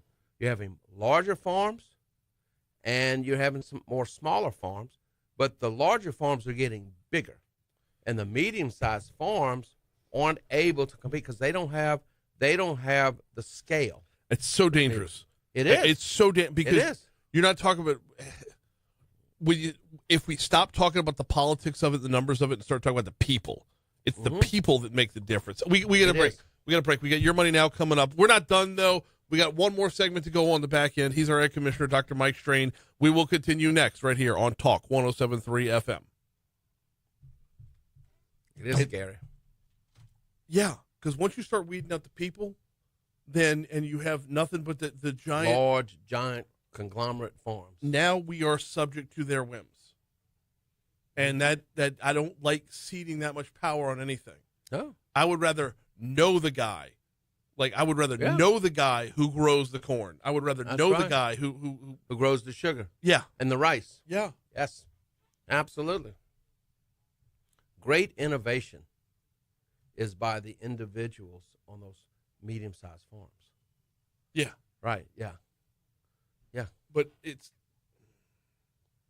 gets very sci-fi novel when you start talking about having to rely on Large tech and large companies. right. Yes. Yes. All right, so who's flying the drones? Yeah. How come they won't tell us? Because it's us. Because it's us. You know how easy it is to take one of those drones down? They make nets to catch wildlife, to catch Yeah. pigs, right? Shoot them out of a net cannons, right? Just fly over and hit them, right? Yeah. Bring it down, see it, because it's us. Guarantee it's us. Or, but did you ever think it might be a group of hobbyists that are just having the time of their lives? But those drones are expensive. Yes, they are. They and are. they're of different sizes and And- different capabilities and different altitudes and everything. But they're Um, expensive. but They're it's- not. We're not talking about. We're talking about $60, $80, $100, $200,000 drones. Mhm. Right. Yeah. Yeah. So And you if don't it is fly them at night. okay, do what? You don't fly them. If you own it, you don't fly it at night. Which is what they're doing. Yeah, at night. And so if it is hobbyists, there's No. it's easy to track because there's a social media footprint somewhere. They're going somewhere to talk about what they're doing. If they're going Follow to them do on this, radar. right? Or yeah, Do you know where they're taking off? You can Yeah. follow them. You can track them. right. Which is Yeah. why I don't think it's hobbyists. Mm-mm. So if you're following it with a helicopter, why don't you follow it to where it lands? It can only stay up so long. Right. Unless they are petrochemical operated. If they're battery operated, they don't stay up that long. 30 minutes. I don't like hearing quote "we're on it." It's not a suitable answer. And also, don't tell me that they're manned aircraft that I'm confusing them. Not that many. Flying around in Right. close proximity, you don't do Right. that at night. Right. You don't fly in close proximity at night. Right. Or in the daytime, you try not to. And you don't fly and like the flight patterns. Mm-hmm. There's no zigzag pattern for anything that's authorized by the FAA Right. being in flight. Right. So- Unless you're doing a survey. Unless you're collecting data. And yes. You do a pattern if you're collecting data. Right. Yep. Yep. What are we going to get to in the? Let's do last minute gift ideas for Certified Absolutely. Louisiana, just to end on Absolutely. a fun note. Absolutely. Yum.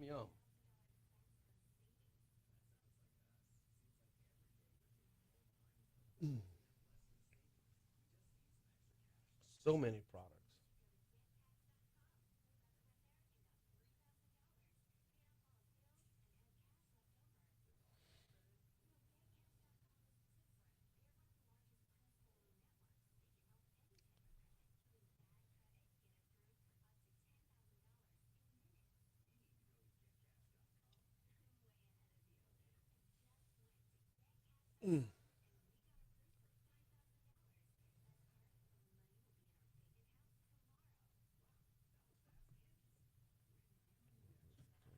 We have more than 700 companies now are certified Louisiana.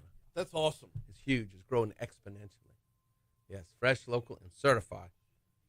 Certified Louisiana. They need to advertise with me. They need to be the studio. Isn't that sponsor. Siraj? Isn't that Yeah, his name? Donna. Yeah. Um, Yeah. Yeah, I don't know her. She's a Rotarian, but she's Mhm. never at the meetings. And but like, we run on community coffee around here. Oh, I know. We don't function without community coffee. I know. I got some downstairs. Yeah, Yeah. yeah. I made. Uh-huh. Well, no, that's the second pot. I didn't make the second one. But this one's But pretty good. I walk through that front door at 10 minutes to 5 every morning, and the Uh-huh. first thing I do is make a pot of coffee. Oh, yeah. It's community coffee, and they got this dark roast out that's now. It's good. Oh, best one they've got. I don't know how to get it in the big boxes that we get delivered to us, but Yeah. it's what we got at home. But like I was raised on CDM. Yes. That's right. So- Yeah. CDM. Yep. Then, Yep. with every once in a while having a French market in there. French market. But I was raised on the CDM, so community was mild compared to how I was raised. See, I like a little coffee, a little chicory with my coffee, a little coffee with my chicory. Yeah. Yeah. Yeah. It's, you get that CDM. You're talking viscosity right there. My grandmother used to make poured out like used oil. Stay a while coffee. That's what they called it. Okay. So they would take and turn on the oven and put a pan with water in it and put the cups in the water in the oven. And she'd make the hot coffee, and they would take the cups out of the water and pour coffee in on your saucer because the cup would be too hot to touch. Oh. So you had to stay a while. Okay. So you would visit. I like it. So, yeah, heated cups. Heated cups. That's stay a while coffee. You know, that was the coffee that would stain the inside of the cups. You seen those? There you go. Yeah. Stain. Steel. I know. You know? The ceramic cups would be stained. Oh, my God. Yes. Stay a while. But you were expected, especially, we live way out in the country. Yeah. Yeah. It's not like our closest neighbors were, 5 miles away. Right. 856 Talk 107.3 FM, WBRP. We got 4 minutes left with Ag Commissioner Dr. Mike Strain before you have to sign off and hand off to. No, we're not. Today we're going to steal the show from Moon, right? Yes. If you're listening, Moon, it's coming. We'll get him. We'll get him living, and he's got to behave because it's Christmas, right? Right. Yeah. And it's time, to see what's going to be in his stocking. And if he's lucky, he'll have some certified Louisiana product. Well, it kind of walks us up to our next topic. Yeah. Is what? Okay, in the final days before Christmas, if you're looking for that last minute item, certified Louisiana's got you covered. Absolutely. So, first you can look at your pecans, your bajerons, your Little Eva, your Cane River, certified Louisiana products. Think of Tabasco. Think of Community Coffee. Mm-hmm. When you go making groceries, right, when you go there, look for there's rubs, there's spices. You can go to certifiedlouisiana.org. It'll give you a list of vendors and products. So all of your spices, your gumbo mixes, there's so many wonderful food products, everything from frozen crawfish, frozen shrimp, certified Louisiana. If you want to go to a certified Louisiana restaurant, Don Seafood, you see on the signs, certified Louisiana restaurant. If you go up to the Myrtles, that restaurant that's there, and I think it's 1798, I think is the name. Yes, it is. Right? That's a certified Louisiana restaurant that serves certified Louisiana products. And so when you look into seafood, and look, right now, you can get some magnificent shrimp. Yep. Don't forget, crawfish, you've got to have that Christmas gumbo, especially on Christmas Eve. You got to have gumbo on Christmas Day. And you look at all these wonderful products. But when you go to the store, also go to your farmers markets. And they have all these certified Louisiana products. You still have time. Gifts of food or gifts from the heart. Think about someone brings you a box or a big bag of citrus products right now. Oh, Healthy. my goodness. Oh, yeah, and that's normal. Big old Louisiana Look, navel. That's a big deal. Yeah. Oh, yeah. Satsumas, kumquats, all that. Honey, certified Louisiana honey. Certified Louisiana confectionery, whether it's, pralines or whatever they're making. And again, certified. And so many companies now make their own spices. So if you go to my kitchen, I got all these spices, certified Louisiana, and they're all different. Yeah. The families have put the family recipes, the hearts and the soul into the product. And then you have certified Louisiana craft beverages, a lot of craft beers and a lot of liquors. So if you look at JT Mellick, right, and that's that rice whiskey, rice vodka, certified Louisiana. So many of those companies now that are making these products, whether they're rums or whiskeys or vodkas, whatever they're making, are certified Louisiana and made with our products. You can taste the sugar cane in that rum. You can taste that.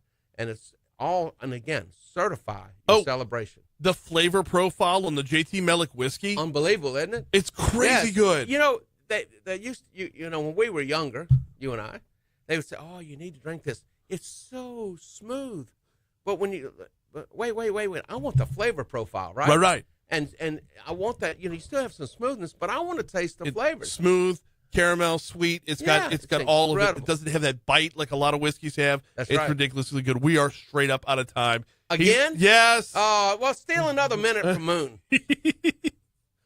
Merry Christmas, I needed everybody. an idea. It already took it over? Okay. Shit. Oh.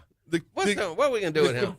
Okay, well, yeah. I understand. The computer system itself I know. kicks the ABC News I at know. the top of the hour, so we just kept on going. We'll keep we it didn't even rolling. get to ID the station.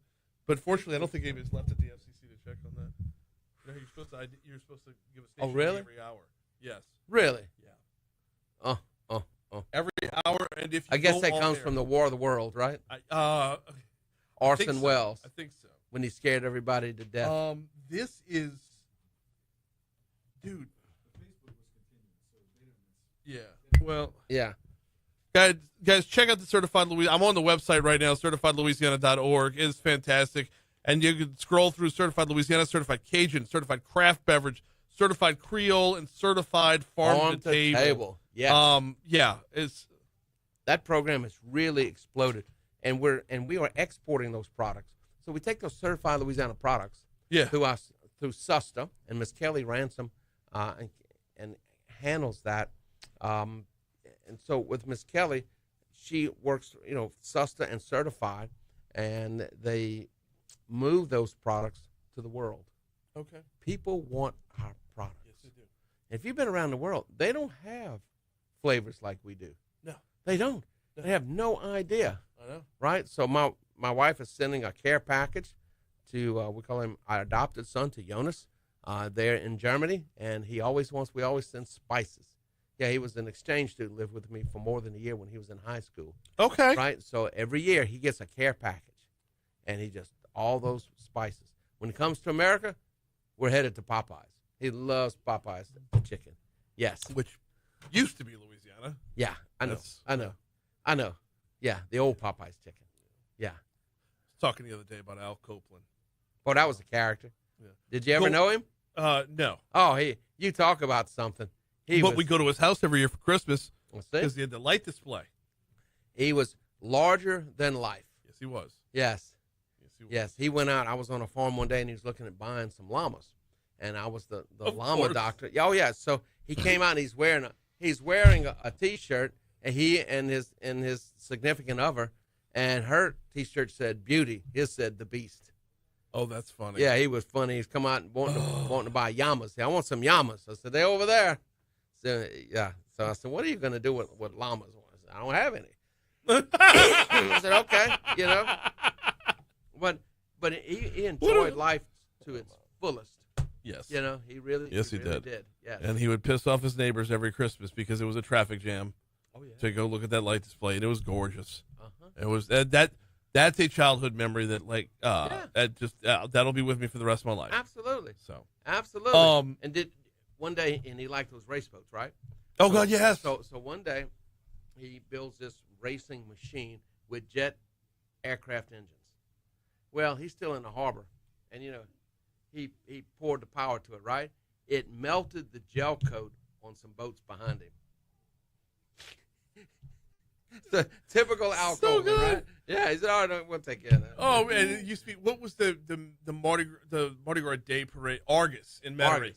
Yeah, all of his stuff would be lined up. It would be like the Al Copeland Parade. For the first half of Argus was all of his stuff. Yeah. Boat, car, cigarette boat. Uh-huh. Oh, man, it was ridiculous. Yep. Thank you, my friend. So, I don't know if I ever told you the story. Over the summer, we went to Pigeon Forge, Gatlinburg. Yes. And they've only got, like, the one grocery store on the strip, right? Like, if you get, is it a Publix? Or, anyway, if you want to go all the way down to Walmart, you can. But they got the one grocery store right there in Gatlinburg that's on the main drag. And the first night there, so we do the Airbnb, right? Yeah. So, like, my family, my sister's family, and my mom. So it's 11 of us in the Airbnb. So the first night there, we go grocery shopping. And it's kind of divide and conquer. We go find the items, bring them back to the basket so we can get in and get out as quick as possible. Mayonnaise was on my list of what I was supposed to get. And sure enough, Blue Plate. on the shelf in Gatlinburg. And this guy who's just standing there, I don't know where he's from, but he's just standing there staring at all the different brands. And I walk up, I see that Blue Plate label. I was like, oh, snap, look at that. And I grab it. He's like, is it good? Oh. And in my mind, I'm like, it's eggs and oil. It's just, I'm like, oh, best mayonnaise you're ever going to have. He's like, My grandfather only yeah. Blue Plate. Yep. Only. Yep. Right? So You come to my house, But more. when you talk about that, when you Blue talk about Blaze. seeing the Louisiana products elsewhere, Yeah. that's where it gets fun. You know, Yep. Let's get to share it with the world. Good. So, Well, tell All Miss Jen we did not behave. Oh, we Nope. got to do something. yeah, we're getting a quick 100-year birthday for a Louisiana original. So, So that's what I got to yeah, say. Ag Commissioner Dr. Mike Strain For a Louisiana original? yeah, guarantee. Guarantee. Corporation. Okay. All right. Okay. This is Dr. Mike Strain, Louisiana Commissioner of Agriculture and Forestry. Congratulations. 100-year birthday for a Louisiana original. Okay. 100-year birthday. Hang on. One ticket. Okay, one take. Yeah. Guaranteed National? Guarantee Corporation. Guaranteed. Okay. Hello, everyone. This is Dr. Mike Strain, Louisiana Commissioner of Agriculture and Forestry. 100-year birthday. Congratulations to Guarantee Corporation. That'll get it. Good deal. 100 years. Yes, sir. Next year's 100 years. So, Uh-huh. all right. I got you. I got Tim Temple. I got Garrett. I got Cassidy's working on it. Good. So we got like our country station is pulling all these country singers, like Brooks and Dunn. They're all like pulling all these country singers to do birthday messages. Oh, good. Good. Good. 104.5 is doing all the sports people. So Good. I was told, and I got to follow up with Kate over at Landry's office because the governor's supposed to send one